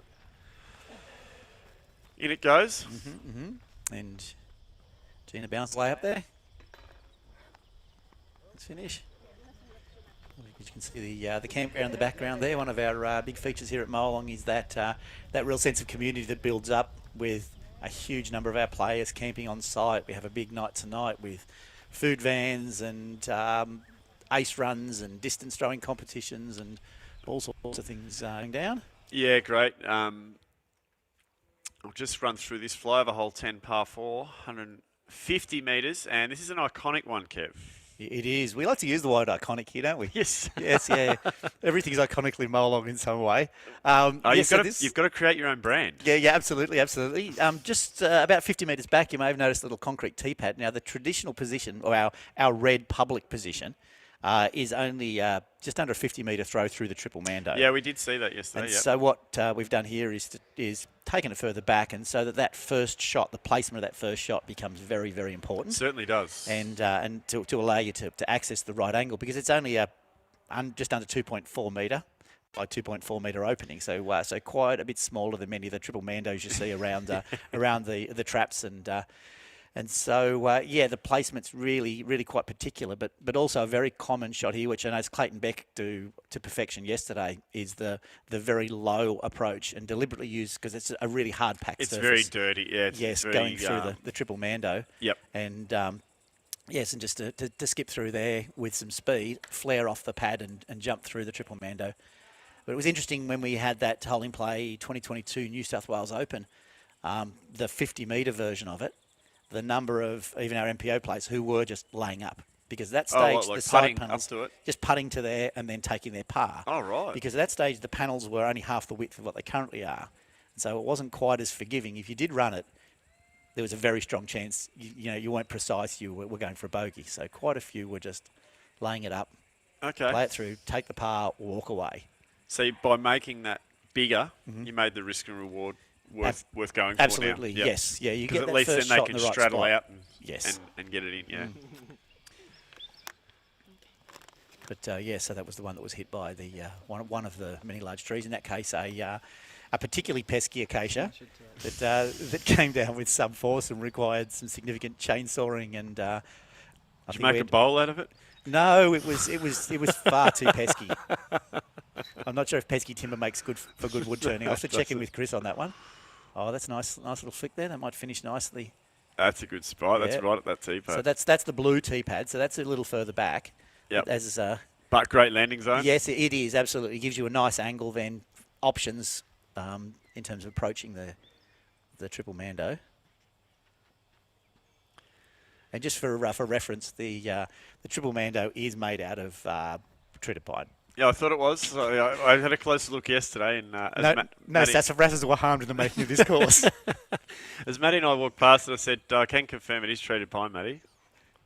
But there's some more weathered sections than others. So. Yeah, so the weathered section in the middle, you can see, was the original position of the triple Mando, and I only added those extra wings off to the side a couple of weeks ago.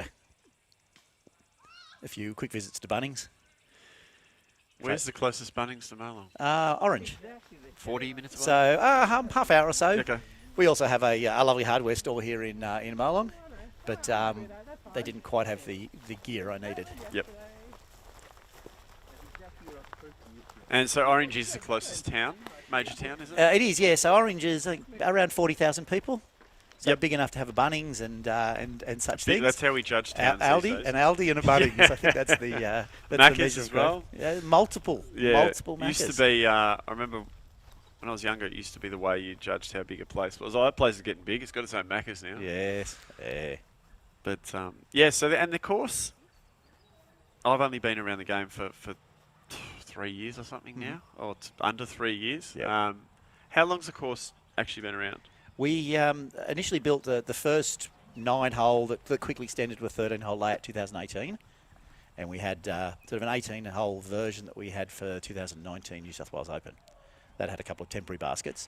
And then in the full 18-hole version, so every hole, 18 holes, red, blue, public tees with concrete pads and tee signs, would have been just prior to 2022 New South Wales Open. We finished all of those off.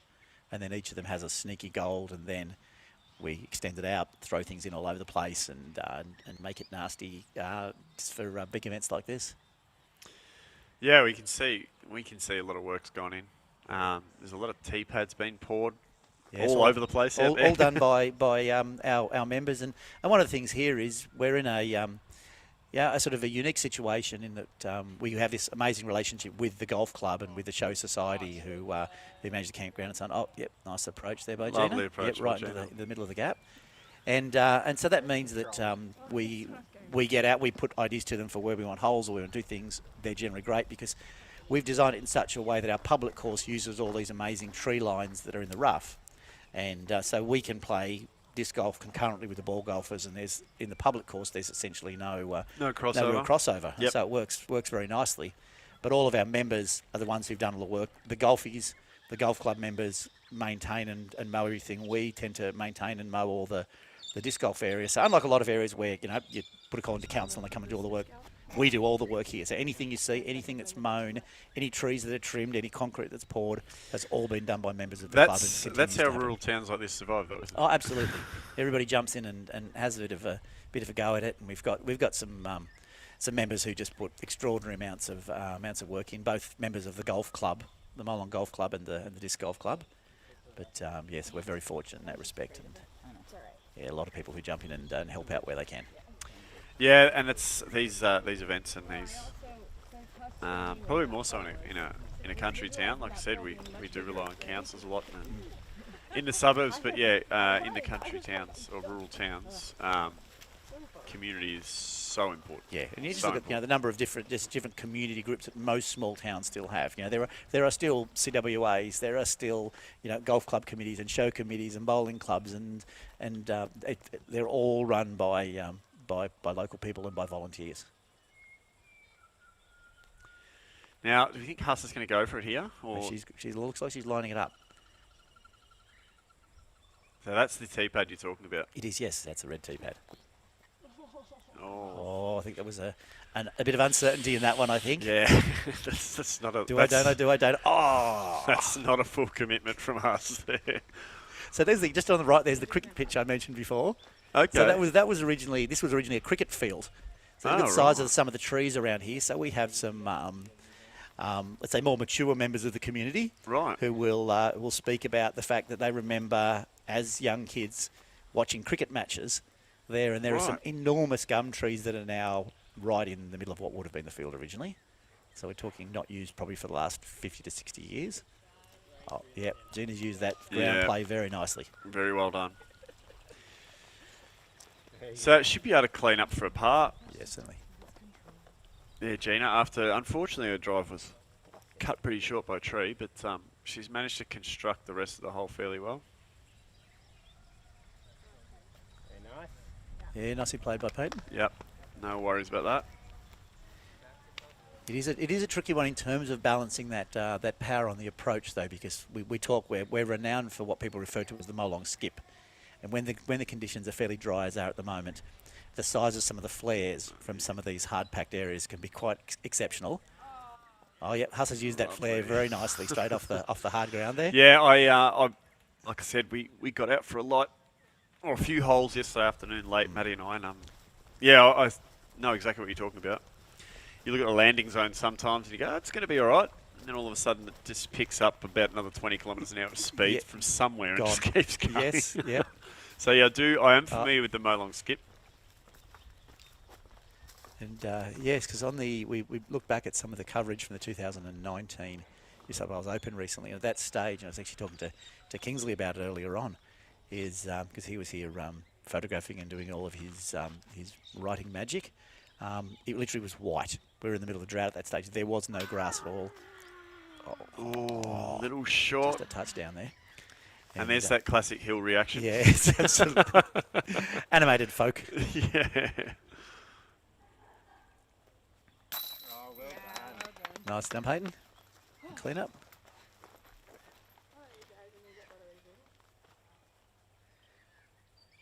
As you may have already mentioned, because Gina rocking her Australia shirt there from the Yes. recent silver medal success. Yeah. And I nearly became I was nearly deported from the country when, during announcement earlier on, I inadvertently said bronze medal winning.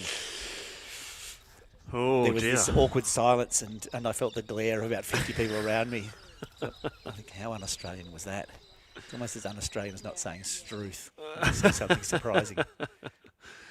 Now we go to hole 11, par 3, 140 metres, the Boulevard. Yes, it's one of the more talked about holes in terms of Absolutely an attackable ungettable par 3. Having said that, I did see in practice at the Cold Snap, Dan Frost put out a roller. That's the only way it can be done. I think. We were over on the next fairway, and it looked like it curled up right underneath the basket. So a good roller. We were curious as to a serious those people with the big power, how far they really could get up there, particularly if they land in such a way that they can get a really good flare at the end, because you quite literally could hit the right spot and get an additional 30, 40 metres. That's from true. From the flare. It's there is a fairly low ceiling too, which is probably the hard part about it. And that's it. It's one of those holes that the ground rises gradually, the ceiling comes down somewhat, and the trees pinch in. So it definitely has every element that makes it quite tricky to get that sort of range. There is, you'll notice up to the right there, a big gap. Yes, I did see that. I haven't seen any of the big boys go for that yet. We've had a couple of, I know Mark Boland, who I was on the card with yesterday, is a fan of that, and he threw one that went quite a long way up, but ended up a long way wide. But if that had come back, he would have been quite a long way up, throwing that big turnover shot. It's not a bad spot to be out there as well. If you've got a bit of a forehand, it's to steer it back in, just where Peyton's landed out there on the right. Yeah, Huss looks like she's going up the middle. Yes.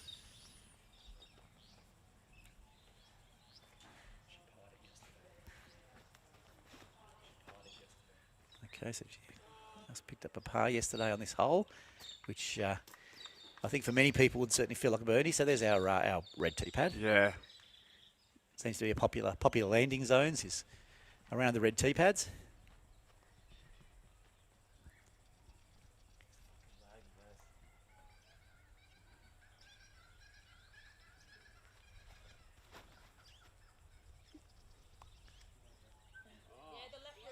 Oh, okay, yeah, Gina may have gone over a deliberate strategic play there.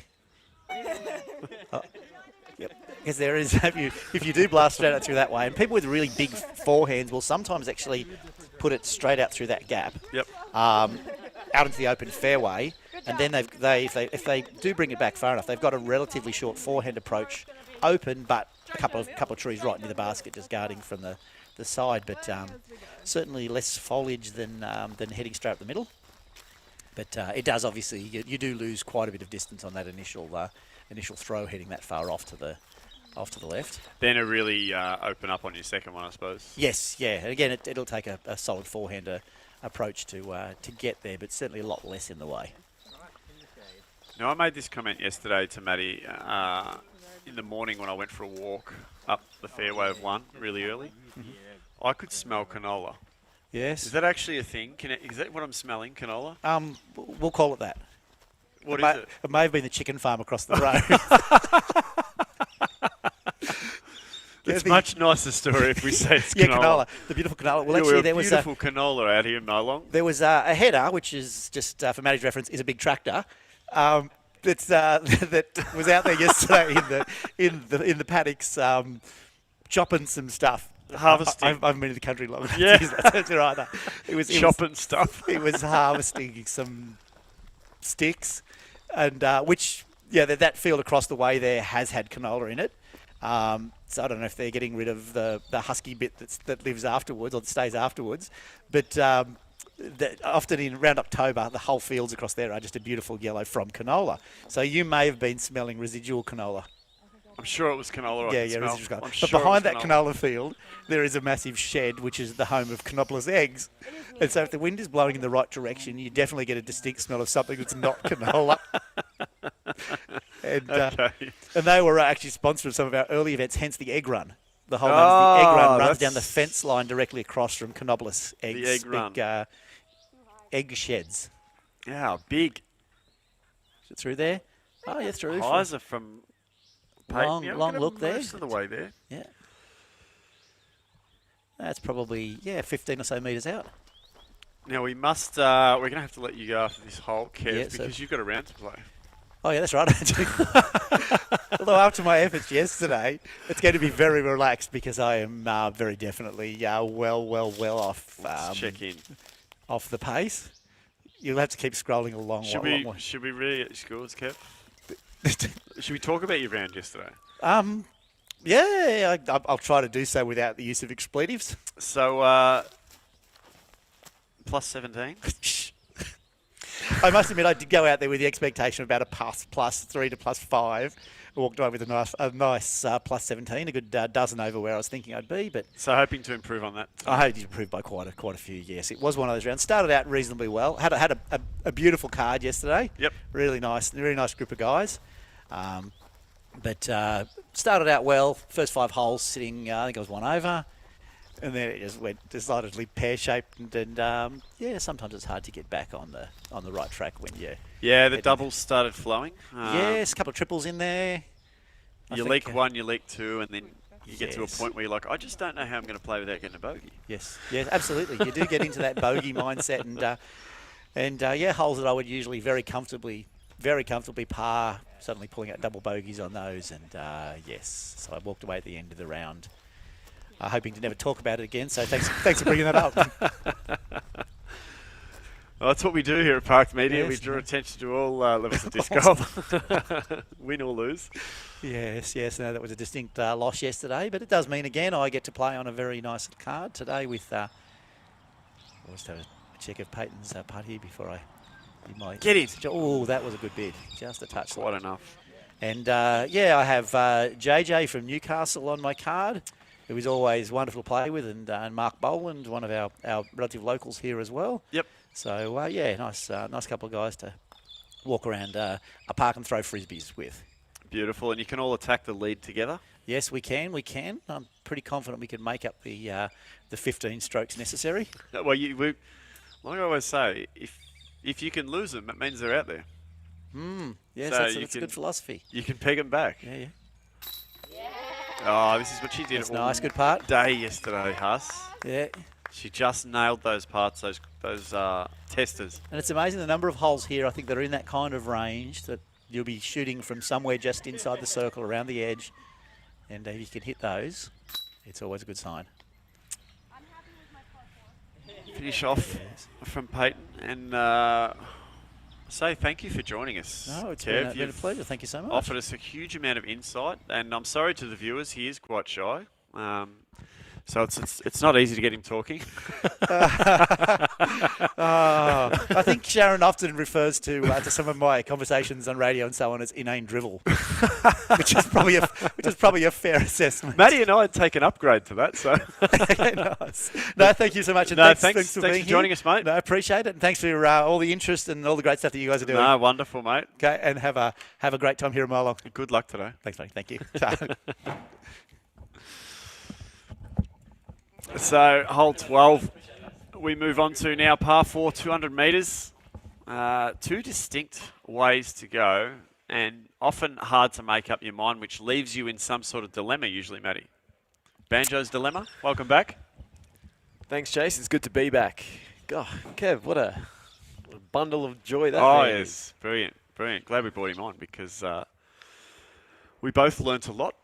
We all learnt a lot, and we hope all the viewers out there learnt a lot too. Another thing we've learned is that Peyton is here to compete. She's really chipped away at Huss's lead. Only 3 back now with 7 more to play. Yep, she certainly has been. This hole sponsored, of course, by the RSL New South Wales, the sub-branch Molong. Kev explained all the brilliant work they do earlier.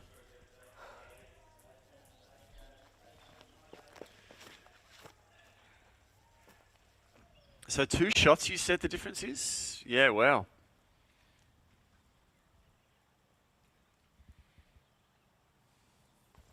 Apologies again for the lag in the the graphics on the hole. There we go. We are getting there slowly.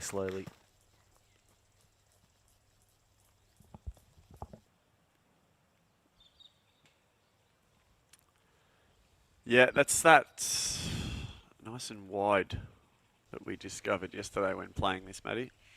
Yeah, no, the after having walked the hole, the right side is definitely the easier route, I believe, depending on your strength, of course. But That's a good shape. if you can get it out there just like Gina's done, That's a great shape. it's a pretty stock hyzer for the backhand in. Yeah, and on the second shot, you can start to bring it back in towards the trees. You just want to avoid that first grouping. It's pretty rough. Yeah, but once you do that, the hole does begin to slope downhill, and it should be 2 90-ish meter pumps considering the descent for the girls. Yeah, so this battle tightening right up, Matty. Oh, Peyton's playing a very, very good round. She's only carded the 3 bogeys and got the birdie on 7.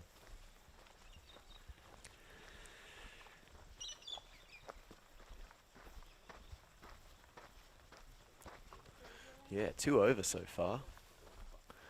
Huge round. A lot of the MPO players would be happy with that in this position. Ryan Deere, for argument's sake. He would have been Ecstatic with that. No offense, Rye. We know you'll bounce back today, He's mate. good mate of ours, Ryan. And he knows it's coming. Look, young players could see some fluctuations in their game. So can old players like us. Actually, we don't fluctuate too far from incompetent. No, but a player with Ryan's ceiling wouldn't shock if he did bring himself back into the mix somewhat today. Anyway, enough on that. We're here to watch the ladies as we see Hussey lining up her second.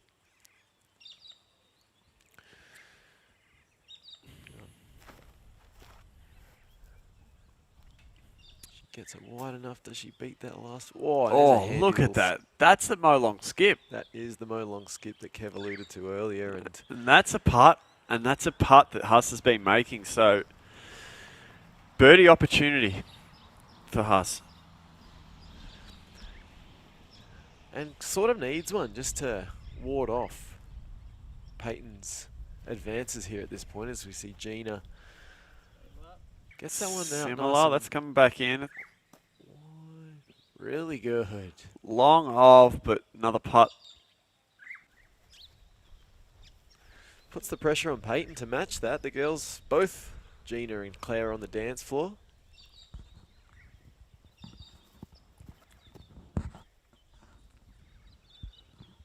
It's got the width, needs that This one looks long too. Mo-Long skip. Yeah, probably pushed a little straight. Excellent mobility and work there by Cal Ford on catch cam. He's doing a great job today. Well done. Again, thank you, Cal. We're very lucky here at PRKD Media as one of our stalwarts. Ashley Wiedner wasn't able to make it here due to work commitments at last minute. And we're speaking of that wonderful disc golf community, we had 2 guys put their hand up and step in. Neil Vogels and Cal Ford. And they've done, to this point, a tremendous job. Yeah, as we said, it wouldn't be the largest disc golf community on the planet, but I'm sure it's one with the best camaraderie and the best support and just the general closeness of the community. It's something really special here in Australia, and of course we welcome our international visitors with open arms and extend our treatment to them. So if you are watching from overseas, the disc golf community here in Australia will take care of you if you do want to make the trip. Absolutely. Make the trip out here. As you can see, many... and it's good in the last few years, it's starting to happen. It really is, as we see evidence of that with the American Peyton lining up her birdie putt.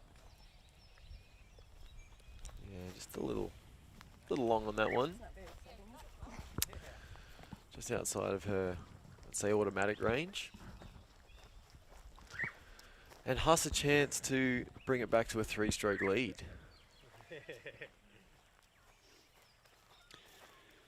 Yeah, this would be one she'll want to capitalise on. As Gina's got a birdie putt here too. Yeah, she'll be looking to put the KC AVR in the heart of the chains there. Oof. That might be our first one for the day, Jace. And it was a spectacular earbud. Yeah, we don't love to see them, but we do like to make the reference. We do. He's possibly one of the greatest movie franchises ever created. Oh, don't get me started on the Airbud chat, please.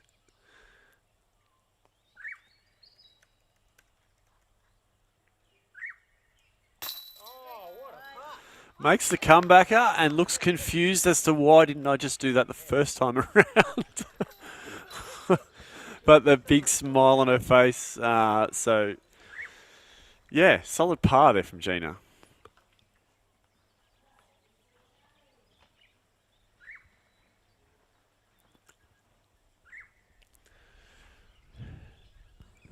So Huss for the lone birdie. She's got... Oh, A bit high, a bit left. weak side miss. Almost reminiscent of the Canadian blunder. That miss. She didn't turn around and celebrate too early though. Credit to Claire. So par finish, not taking that stroke. So Peyton Miller remains 2 shots Behind, yep, correct. behind Huss.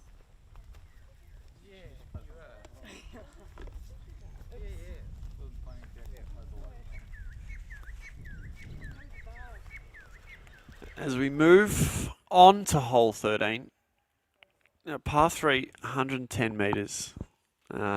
Entrance just around here. And yeah, some low-hanging branches and some big, thick disc-eating. I must make sure I say that properly. Disc-eating There could be an awkward slip bushes. of the tongue if you don't take your time with the disc eating. and OB surrounding the green. So tough birdie, this one. Really hard birdie, without sounding disparaging, pretty much impossible for the girls or anyone without a massive flex forehand that goes uphill 110 metres. Yeah, having played this hole yesterday, it's pretty much that the girls are going to be playing for par. Yep. Par or avoiding the bogey. Hillside Harvest. The Dubbo Cross. Now, the cross part of this title, I reckon, is because we're playing across a fairway. You can see there's one tree line to another, so it's across a golf fairway. And we found out yesterday that Dubbo has ridiculously low baskets. Thanks to our friends in the chat. So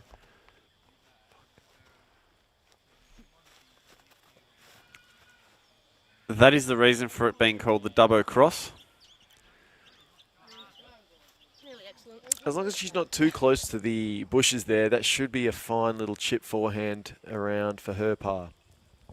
Yeah, just getting up around those trees. That large tree there in the shade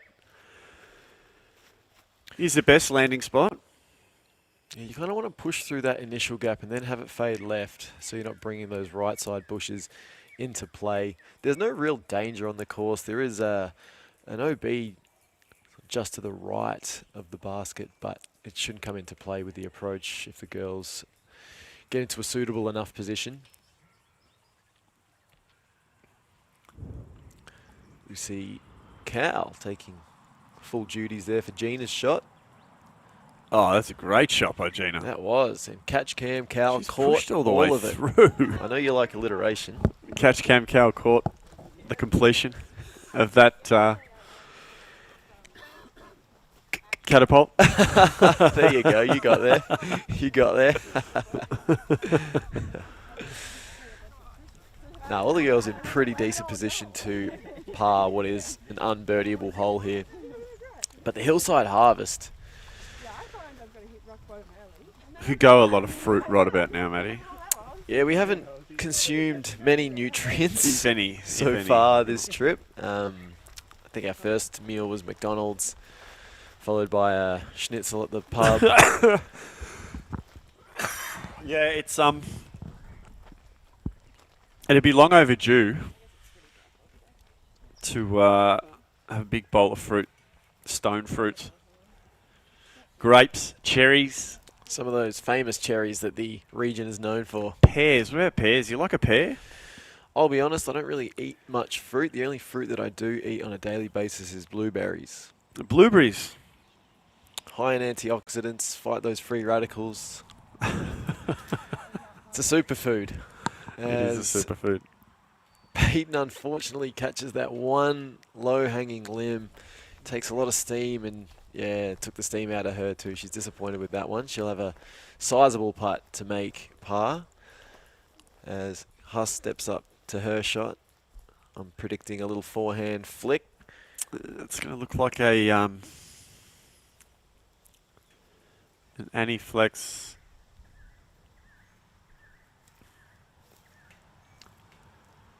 She's right in amongst the acacia there.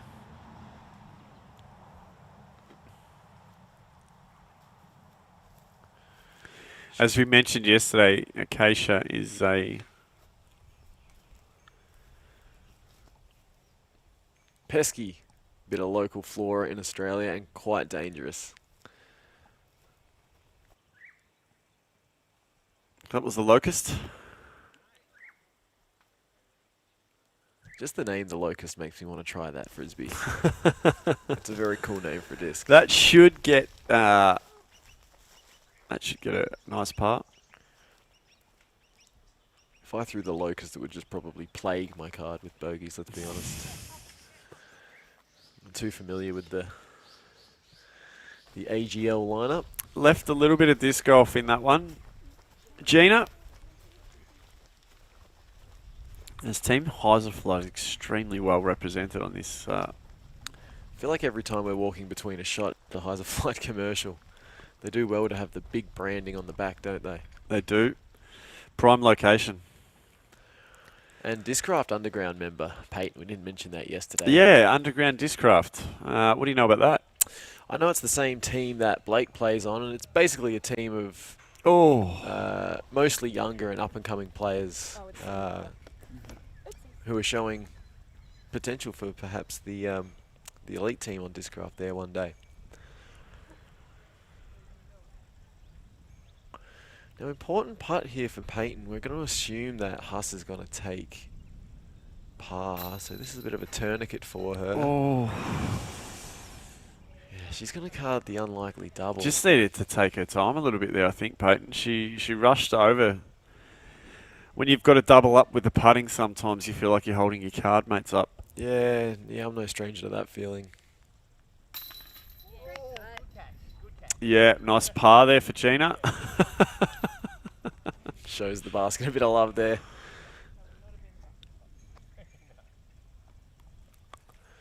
Yeah, so Hussey gaining a valuable 2 strokes here if she makes this one.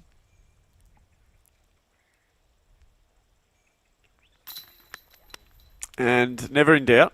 Flying ace does it. I've learned that I should throw into the bush like that. Yeah, that was a great approach, yes.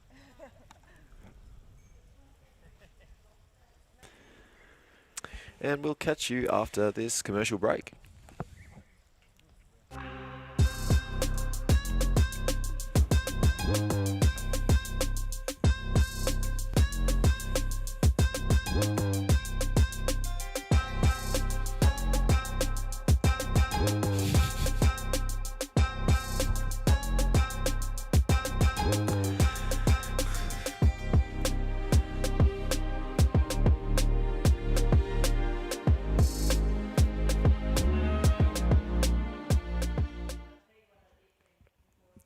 Hole 14, par 5. This is a tough one, Matty. Jesse's Escape. It's 285 metres. We've got OB on both sides. You can see the pink flags there on the left. This tree, wooded section in the middle. And here's the basket all the way up here. So there is a bit of relief on the right-hand side. There is bushes before the OB line. So the right-hand side probably playing slightly safer for that in that respect.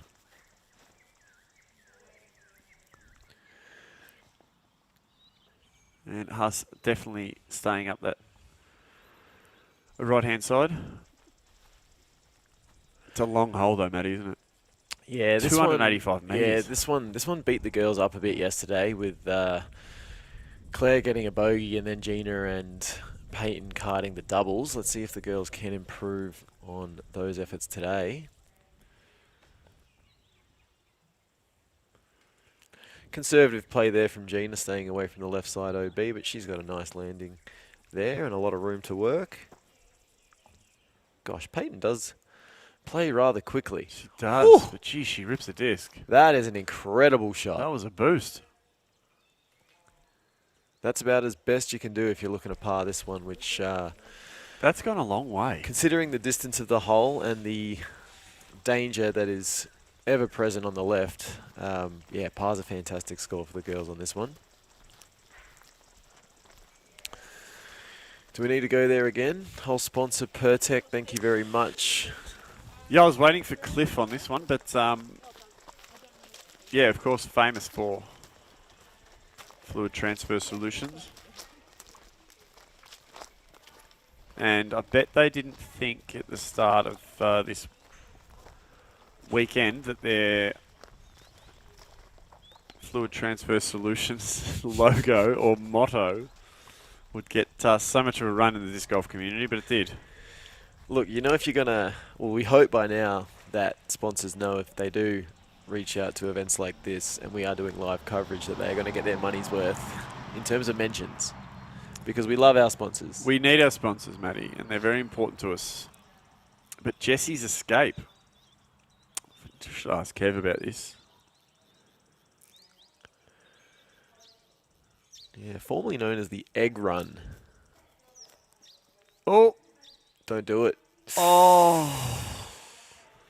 Needed half a disc to get back As in. our card tournament division leader goes OB on her second, so she'll be throwing 4. Opens the door up slightly here for Peyton to chip away at that lead. See, Jean will probably be looking to flex one over on Annie here.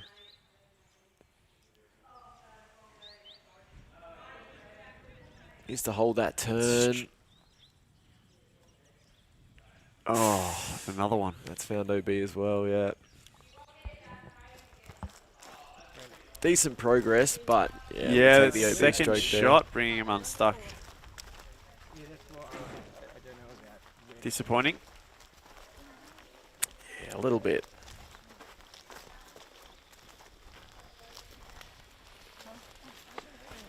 So a little bit of information in the chat. Stephen Kamula.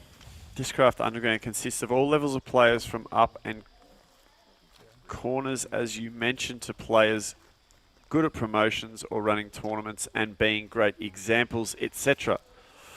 In brackets, please don't look up my rating to find out which type I am. Stephen, please do not tell me not to do something. So I'm assuming Stephen is on Team Discraft Underground. To which type I am. Stephen, I'm literally looking it up right now.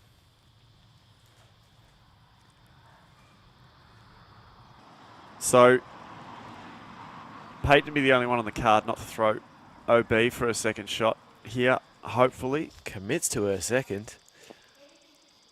Yeah, that's... In that oh. grouping of trees, but definitely in the middle of the fairway. Yeah, as long as she's off that tree, that's actually a really good second shot. She's got a powerful standstill pull through, hasn't she? Yeah, she really gets into the power pocket and just whips it out there.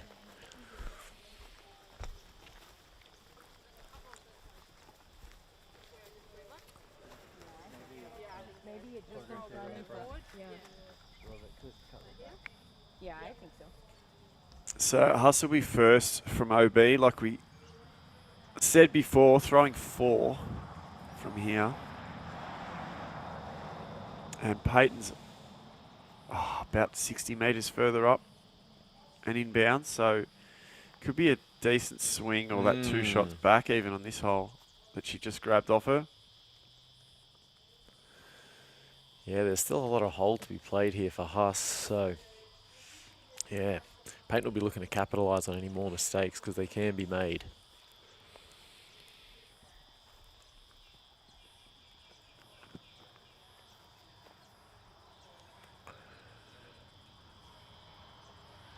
Huss here. Looks like she has her, I believe that's her Shrike in hand. So there's a good landing zone out to the right of the trees, which I think should be aiming for. Yeah, gliding highs are looking pretty nice out of the hand. Yeah, And settles up nicely in the middle. decent recovery there from Huss.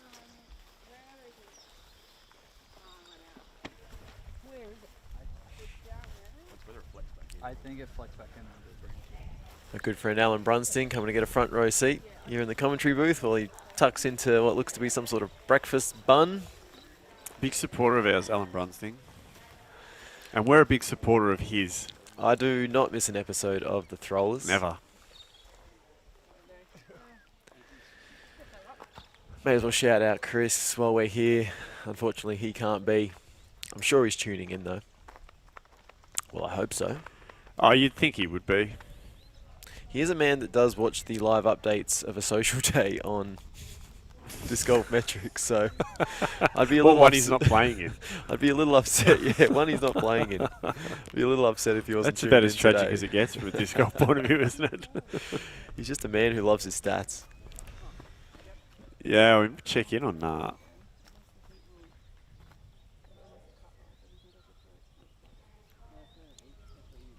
So Alan Brunsting will be looking to improve on his 12 over yesterday, I would imagine.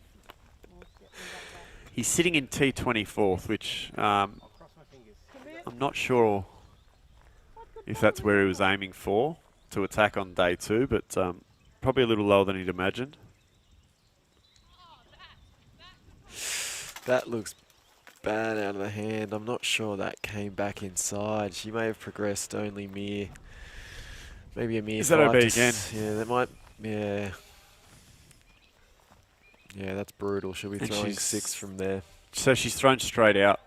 Basically, she might Never have came back advanced- in. She might have advanced 3 meters, and yeah, it was turning, but it got caught up in those trees. Yeah, And looking this is- somewhat dejected. This is but what this hole can do to you, Jace. Real score separator, so just looking regardless at, of level.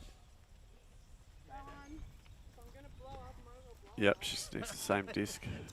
You got this, Gina. Straight up. Love that they're still smiling. Yeah, How Chris do you stop a encouraging her. hill smiling like that? So just looking at as we wait for Gina's.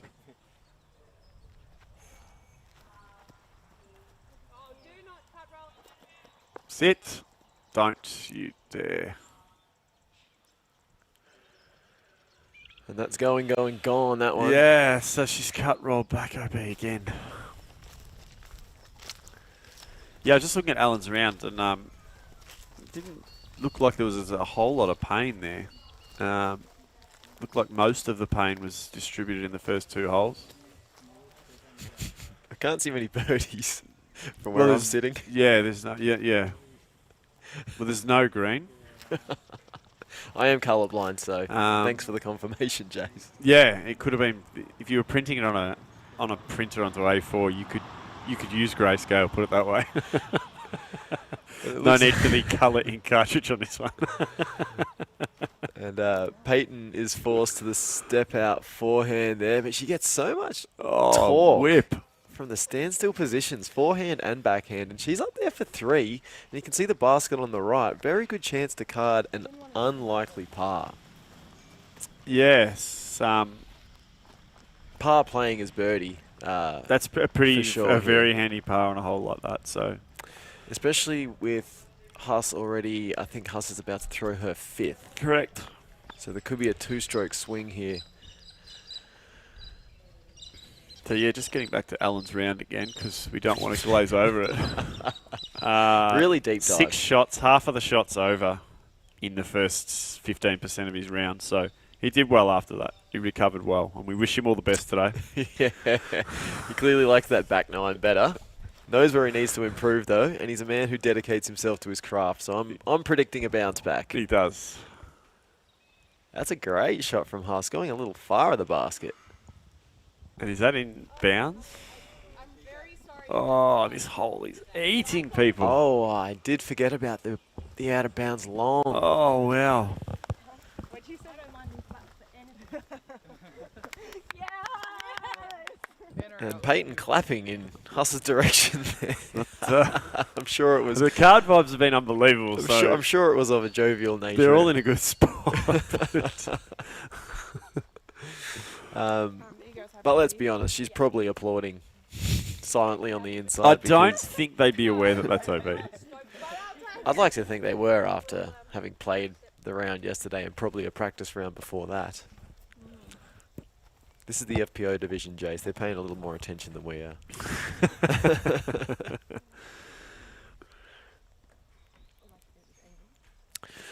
All right, so Gina will be throwing 6 or 7 here.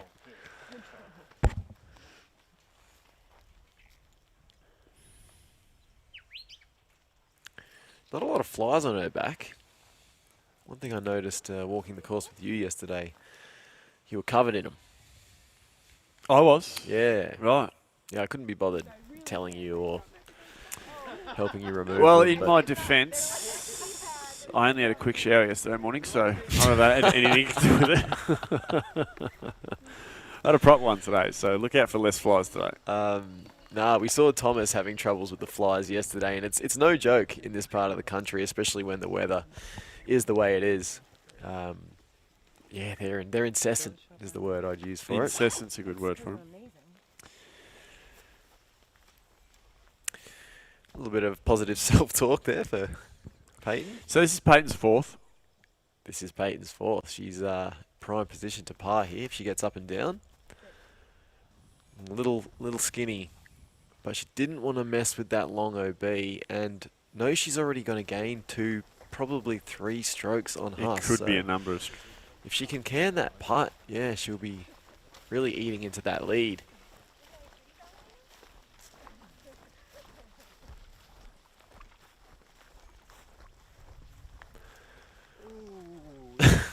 Tim just communicating the fact that he misses lots of episodes of the Throwlers. That's because they probably get out an average of 3 between each tee-off episode. Yeah, so requires a bit more. Requires a bit more keeping up with the Throwlers. Tee-off's more of a biannual podcast. Whenever Fergie's not installing courses, I think they get together. Yep, or Tim's not sick or something. Paddy's having kids. There's always something.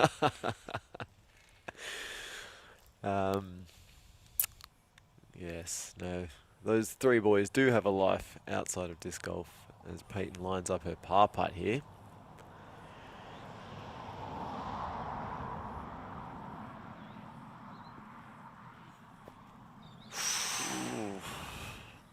A good bit of zip on it. Bit low. Haven't seen... yeah, that is definitely OB for Husses. I haven't seen... I feel like I haven't seen a full commitment from Peyton. So from that distance. Her miss has been low so far, yeah. Which is just sort of protecting your next sort of putt a little bit. From the OB position, Claire Hussey. Yes. We actually missed that due to a skip in the camera, but we did get her charging in, so... We can tell you that she put that PA3 right where it needed to go. Any idea what she carded there? 7 minimum by my count. Good, strong finish from Gina. Yeah. Approach and putt game, saving what could have been a real bleeder of a hole for Gina. And Peyton will take a very acceptable bogey there. Absolutely acceptable, yep. Yeah, I'm calling a 2-stroke improvement. Yeah, I think those 2 strokes For which, we're just taken will be given straight back as we go to hole 15. Par 3, hide and seek it's called. It's 109 metres, but this is the reason for it. Because hidden down under this low ceiling, in amongst the trees,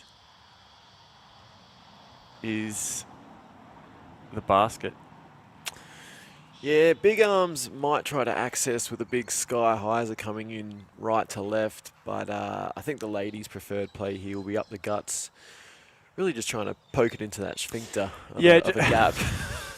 It's 2 days in a row. I'm allowed one. I'm allowed one. One a day. Sorry, I've gone blank. Yes, landing position to enter the gap is absolutely 100% important. As the lady's just taking some time in the shade, I think it must be. Let's do a weather check in, Matty. Yeah, we'll be warming up there now. Might even be hotter today than it was yesterday. Yeah, we may as well get a score check, Matty, if we're all up to date. Yeah, if we could have the boys at the other end there. We see Hussey still maintaining her lead, 3 strokes. Peyton 19 over, but having a very, very fine round. Only 5 over for the round. As Peyton tees off pretty low out of the hand, but at least straight. If you do want to access the bucket, you do need to keep it low. And we can confirm that Huss did card the 7 on the last hole, which meant Peyton only got the 1 shot back on her. That needs to turn.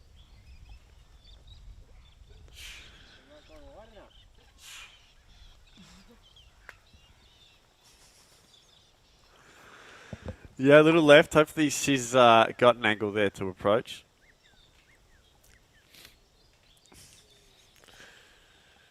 Boy, oh boy. I think I can smell the goat shed at the moment. Something's a little rotten in the commentary booth.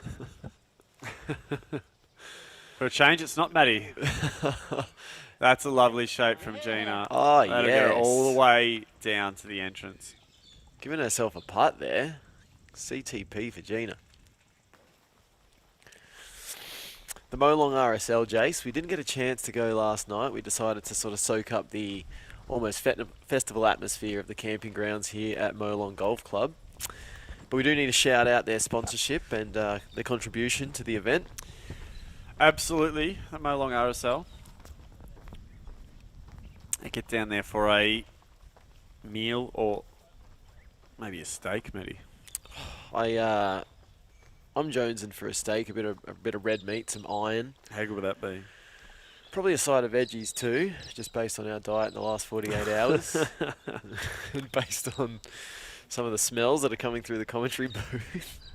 Yeah, 22 to 24 Riddle Street, Molong is where the RSL is located. Oh, what a shot from Yes, Peyton. Peyton just slides one in there. Yeah, it keeps it low, gets a little anti-skip that pushes forward and puts her to 5 metres.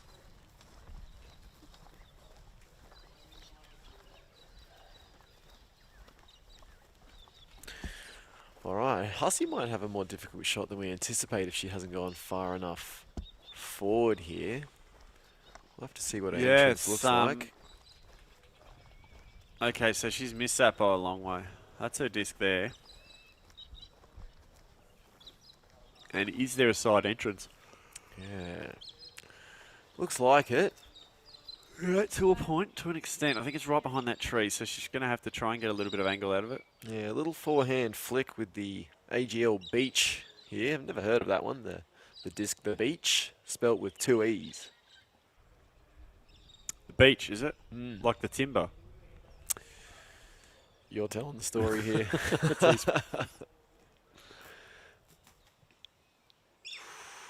Grounds that one. Leaves herself with about 7 metres and will probably have to straddle outside of that tree. Not ideal, I think, is the way to sum that up.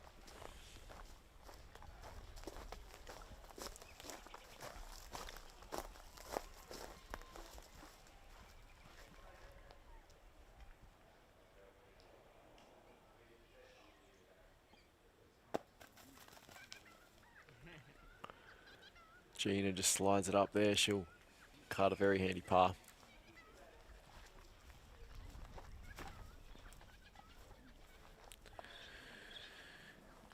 Yes, this putt to keep Peyton at bay. She's going with the left side straddle. We haven't seen Huss from a straddle position yet.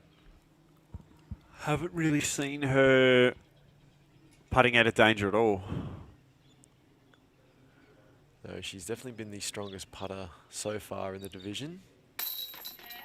Oh, Keeps that title, I'd say. wow, That's 2 in a row. Two reduces, let's just say. It's yeah. So Score reduces.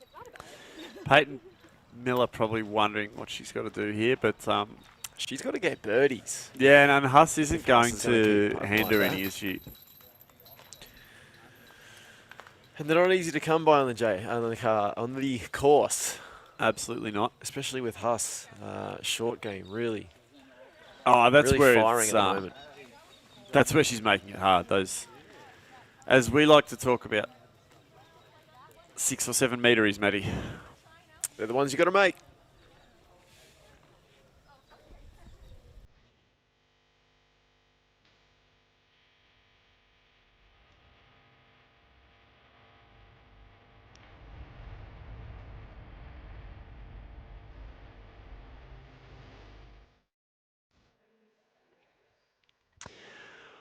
Welcome back. Hole 16 is a par 3, 109 metres. It's called the local drop. Double meaning on this one, Matty. We'll talk about the disc golf part of it, which is this drop just here. Just a crest, probably about edge of circle, and then a drop off down. So running your putts is made difficult. Where to stop is made difficult. What's not difficult? Rosnay Organic Wines. I could easily go a glass of wine right now. That would not be difficult for me to stomach. In addition to your 8 last night. Yes, I did have a few last night. Eamesy was bringing out the top shelf stuff, so it would have been rude of me not to drink it. No, you're right. You were just being cordial. Correct. So, yeah, how did this one play yesterday, Matty? Not a huge amount of trouble with it? Just looking at round 1, hole 16. We did see Huss card the par. The other 2 girls went for bogey. This is a scoreable hole, though. It does measure in at 109 metres, but with that decline probably coming 2/3 of the way up the fairway, I wouldn't be surprised to see one of these ladies card the birdie on this one with a nice flippy straight shot up the guts. For sure. 3 very different ways to get 3. Yeah, so temperature up to around 24, 25 degrees, which is only 10:30 in the morning, so... I'm first. Your first last night? Usually when the crush It's pretty warm, but we're right near the white fence entrance. I don't know. There's Oh. a tunnel. It's still pretty don't cool know. here in the dogfighting shed, though. It is. Are we okay to... Maybe we shouldn't even joke about something Underground like that. cockfighting shed. We'll just call it the pavilion from now on. We Yep. don't want to upset the animal rights activists out there.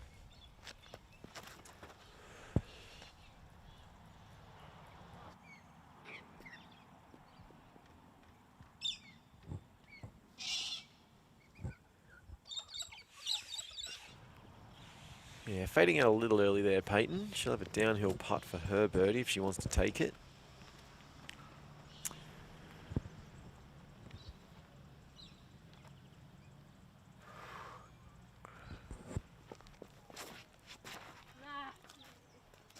She didn't like it out of the hand, and that's why.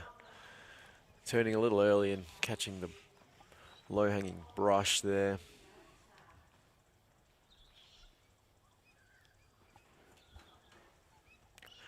And Gina just giving us a nice view of the biceps.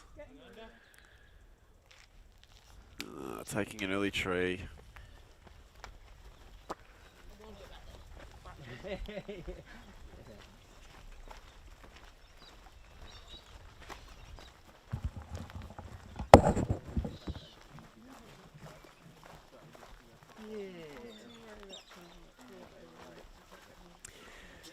So Huss holding on to that 3-shot lead currently. She sits at 16 over. Peyton Miller's at 19 over, so 3 shots behind, and Gina at plus 31. So Nice shot of Gina's caster past Grim there. yeah, that would be her husband Chris is a caster plasman. Yeah, he probably hooked her up. a caster plaster. A caster plasman.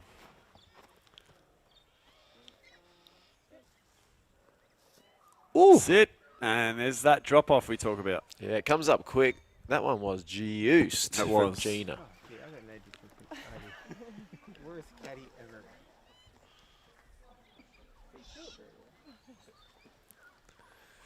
As Huss will look to improve on that mistake and maybe have it check up a little shorter.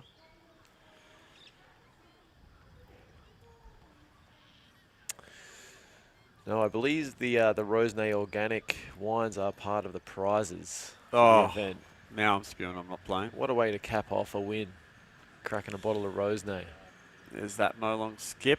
Hopefully it doesn't go too far. I reckon she's got a little 6-meter-y there. Now, question, does Peyton go for the jugular here? We still have a full round to play. She will have a birdie putt, but it is going downhill and I think she has to, Matty. fraught with danger. I think she This has to. Is this her just here? Look, that's barely a putt. Yeah, she might opt with a just layup here, I think. I thought she was a little closer, to be honest. I mean, Huss, I think she's still got to keep the pressure on Huss by just making her make those par putts. Correct. So a little layup here, which she would have... Left a bit of meat on the bone, as I like to say. Bit of disc golf left in that story. Yeah, I think she's still got to keep, if she's not positioned to birdie, I think making Huss make those putts is keeping the pressure on. And I think that's probably, Huss is handling it really, really well at the moment. So she's just not missing a putt inside circle. But that's sort of a start. That's where she's got to start. And then just, I suppose, waiting for the mistakes on a course like this is a big one, isn't it? Well, they are everywhere, but Huss is just a solid player. I wouldn't say she's got a huge ceiling or a low basement. She's just got a very good... Oh, aggressive bit from Gina there. Good flag hit, though. Huss just has a very good standard deviation in the way she scores. Yep. She's quite good at flinging a disc into a basket. And this has been her range today. She's been almost automatic from here. Yeah, so we're a little bit elevated. And she's downhill.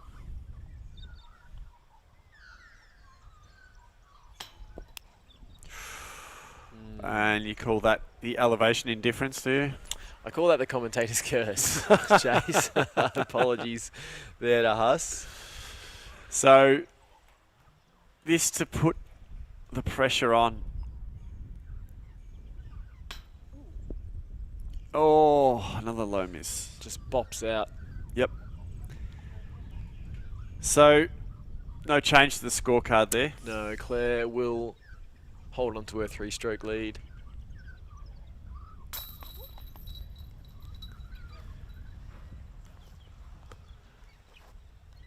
Gina gets her bogey. Peyton puts hers in, and Claire will do the same. So a bogey frame there for the girls. No movement at the station. No, a couple of par putts, but not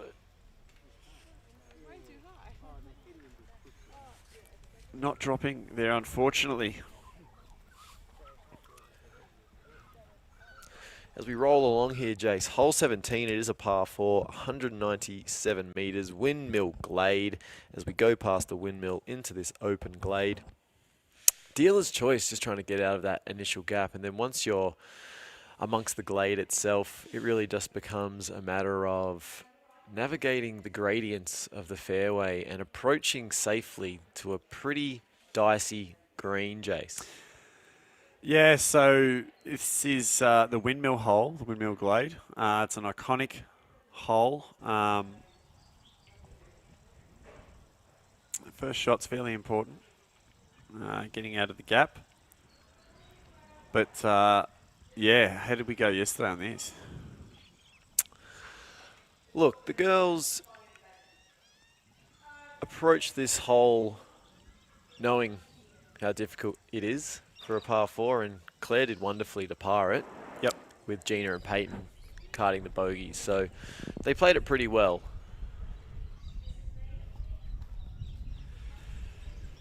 Looking a little dejected there is Peyton. And this is interesting because we're going for it again. This is this interesting line we saw from Huss, which I didn't see anyone else do.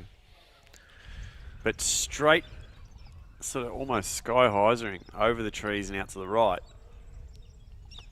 Yeah, well, what this play does is take that left side OB completely out of the equation. And we saw Huss card the par yesterday with this strategy. So if the shoe fits, wear it. As Gina steps up now, it looks like she's taking the more traditional route, as Jace tends to a technical issue for the first time this tournament. And Gina put that one into a tree.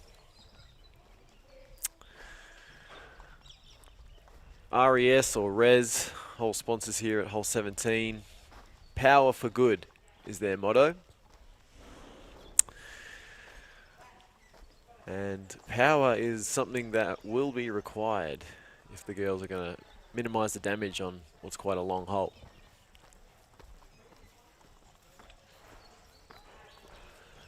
Gina will be next to throw.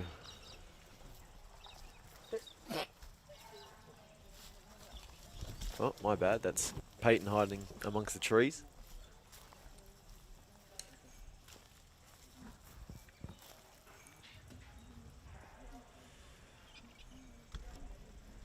The Millers. The newly formed Millers. Have you seen that movie, We the Millers? We're the Millers, yes. I have seen that movie.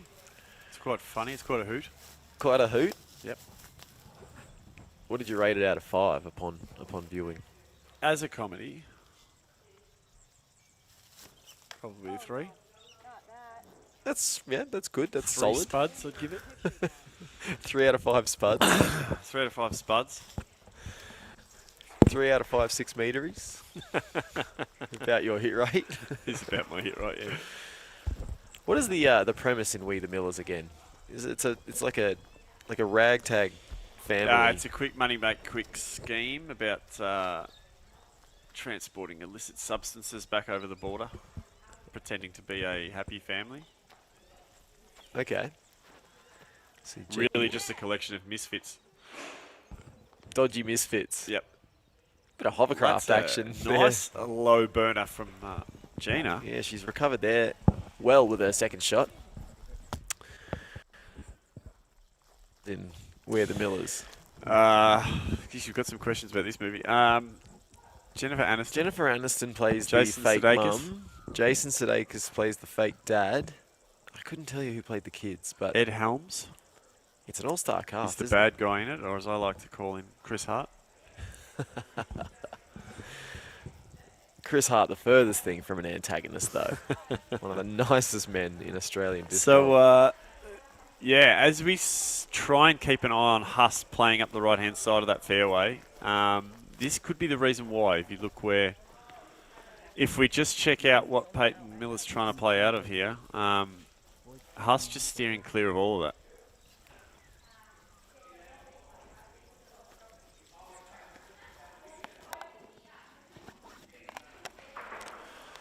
Looking through a collection of Discraft Frisbees there.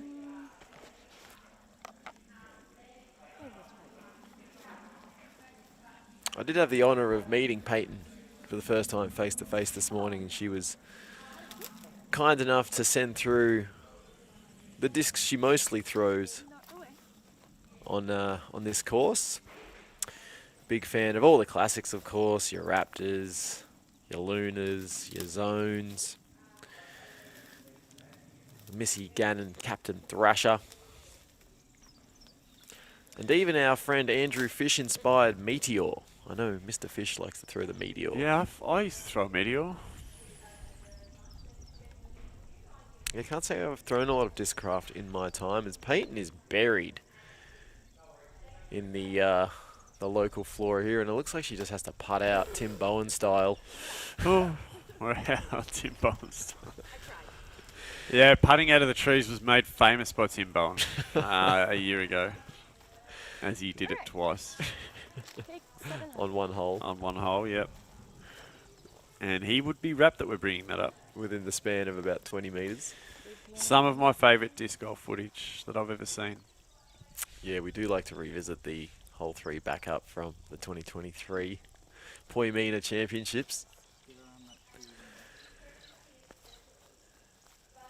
Now, I'm going to say that Huss has advanced further in her 2 shots.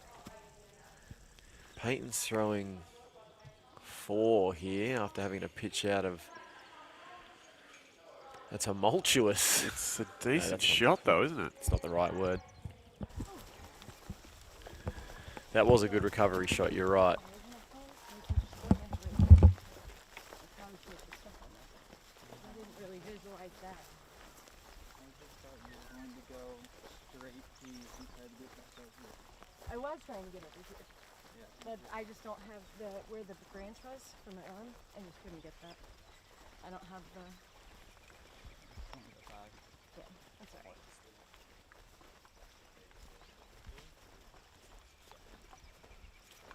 Get this approach down here next to that pit. Minimize rain.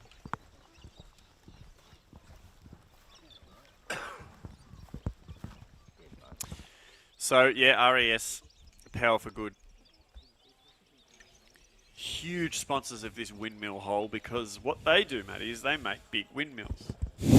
Is that so? They make electricity with their windmills, though. I'm pretty sure a big windmill's called a turbine. It is. It's called a wind turbine. As Gina runs it straight at the basket.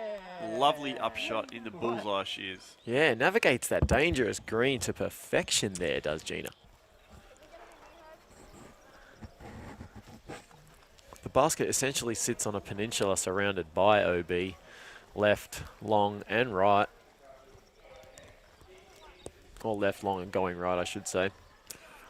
We're interested to see how far Haas has progressed up this fairway, taking that unique line. Well, are we sure she's still playing? I haven't seen her for 10, 15 minutes. I'm updating the graphic, assuming she's going to be throwing next, but nah, she must be well advanced.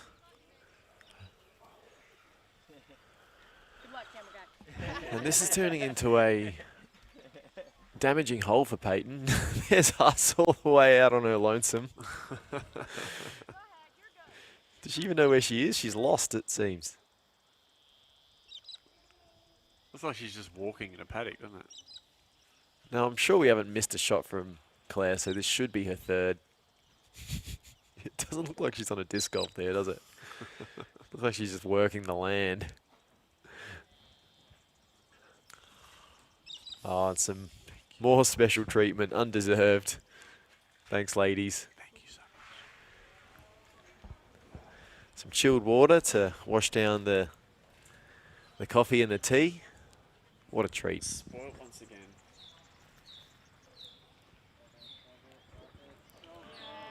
At this rate, that's a lovely upshot from Peyton. Yeah. At this rate, Maddie, we could end up staying here. I don't have much reason to go back to my actual life. So sorry, for a moment there, I thought Rather that was dramatic. that was a little too dark. Sorry. It's something we knew you'd realise eventually, but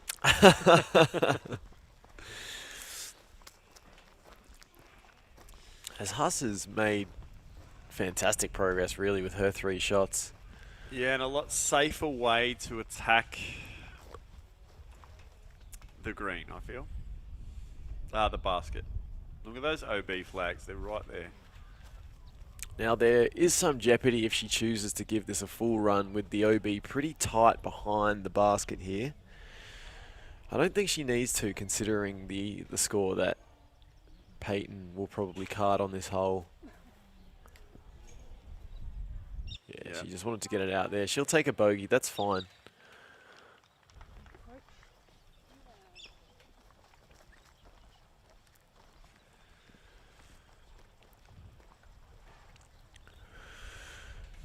As the girls will look up to clean up here. With the 1 hole to go, Jace. Oh, already? Already, I know, it comes up so fast.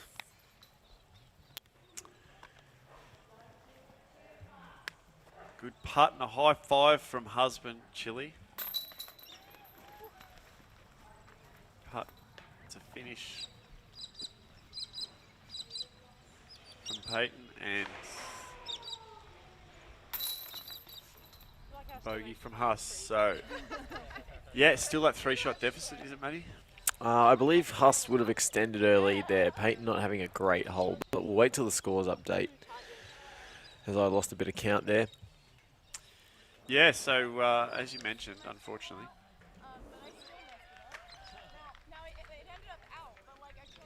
into the final hole of this round, hole 18, a par 3, but have a look at it. It's absolutely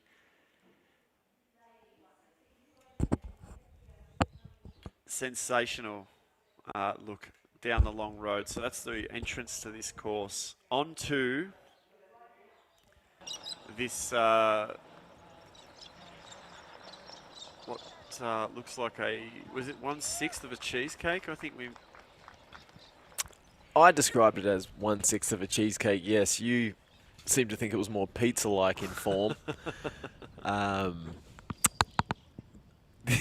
The only reason I opted with the cheesecake symbol, analogy over the pizza is because of the depth of the Oh, green okay. and the way that the ground sort of, I guess, is concave once you get to the island. But yes, the green is playing as an island. I don't think we'll see any of the girls try to reach it. It is a bit of a hoof, and there is an annoying little sort of dead tree that pokes out right in the line you want to take if you want to minimize the distance by going straight at the green. So you can expect layups from the girls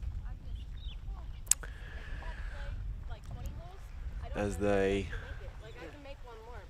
tend to the bags, input the final scores before they play the last hole here.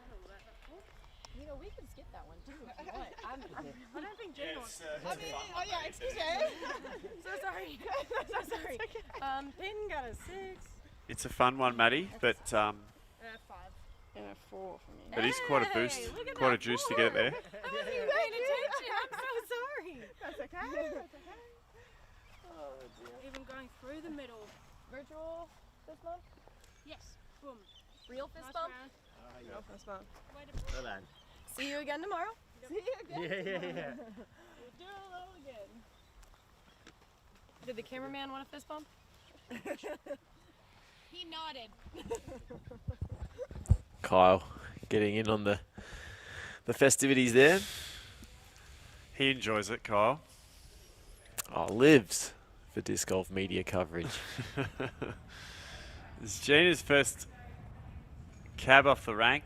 And probably first time with the box today. Good on her. Yep. So that nice little landing zone there for an easy chip on.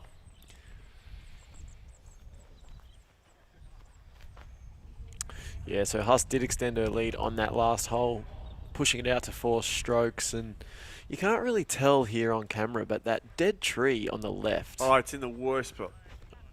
Oh, no, not throwing it yesterday, the branch reaches out at the perfect width and the perfect height where you want to just beeline for the cheesecake piece. And it's a frisbee killer, that tree. under that. Yes. And hey, Listen to your voice. Yeah. that familiar not wasting any time approach. Yeah, it makes it really hard to get her graphic up in time. Might have to have a word to her about that now that we're friends after our 20-second conversation this morning. Good collection there for the girls. They should hopefully all get up and down for par. Yep, that being the aim. We've got a lot of action coming up this afternoon, Matty. It's a tight tussle at the top. I cannot wait. It's going to be Cannot good wait. fun. We've got four, our MPO lead card, coming at you from about 10 past 2. About 3 hours for now, if you are watching internationally. Yeah, so if you've enjoyed what we've done, and you are Park Media aficionados, fans, then First of all, like the videos, please. like the videos. Just give us a little thumbs like up. and subscribe. It Costs yeah, nothing to be kind. absolutely. And, like the videos, and yeah, please do stick around or come back. It's just after 2 o'clock today for our MPO lead card coverage, which we're all excited about. Yeah, few players to watch there as Huss. Off the Beautiful road and onto the shots. cheesecake. Can't do it much better than that. You'd have to think that'll be a par. No, some impressive talent on display this afternoon for the MPO division. Obviously, Canadian Thomas Gilbert in the lead currently. Yep. Really showing off how they do it in North America yesterday.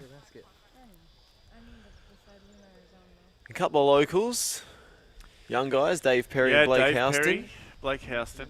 You know what to do. Excited to see them. And then a real fixture on any lead card in an Australian Oh, major. I think's been probably one of the most consistent disc golfers all season. Luke Bain as well.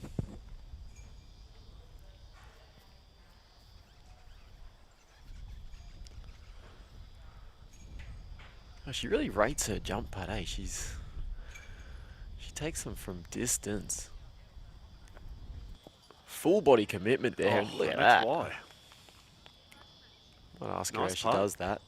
It's just so safe. There's Gina looking to replicate what the girls have done before her.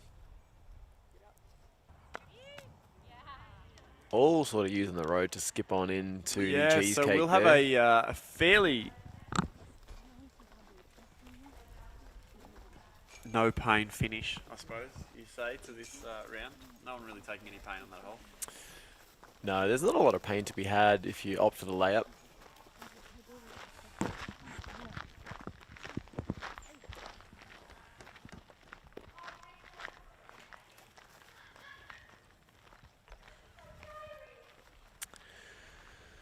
But yes, these putts will conclude moving day for the girls, and Peyton has made some small moves. Yes, definitely. Huss was still really strong, but good round from Peyton. Yeah, she'll finish at +8, which will rate around 900, which will be, yeah, a bit above her rating. But she shaved the Hussey lead down by 2. Yep, and that's clear. Hussey was a couple of shots off yesterday, so yeah, a little bit of consistency, and definitely at the hot rounder today, Peyton. Yeah, and Gina with the 15 over, so not her best effort, I'd imagine. Sitting at 32 over for the tournament and 14 off the lead. It's hard to see her coming back from that deficit. It is, but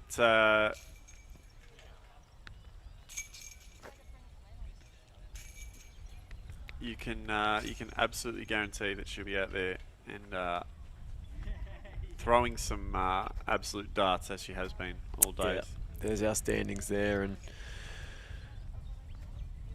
England's own, according to the Recent Wolf of the World Wolf of Teams Teams. representation. Yeah. No, she's got the Aussie flag next to her name there. We've claimed her, leading the way at 18 over. Peyton, America's own, there at 22, and then Gina, Not 32. insurmountable for Gina, I wouldn't say.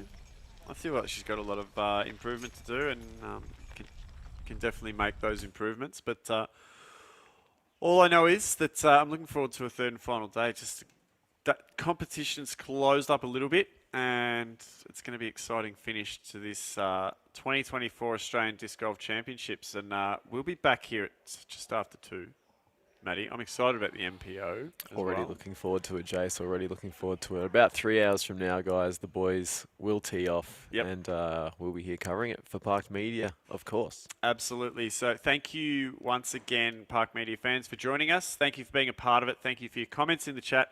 And just, we can't wait to see you again tomorrow. And make sure you tune in to us this afternoon. I've been Jason Wheatner. I've been Matty Faz. And from all of us here at Park Media and the Australian Disc Golf Championships, thank you for watching. And we'll see you next time. See you this Arvo.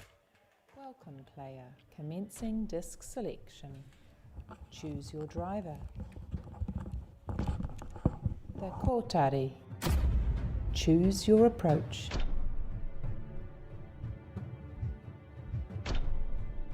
The Kia. Choose your putter. The Tui. Selection complete. Welcome, player. Commencing disc select. Welcome, player. Commencing disc selection.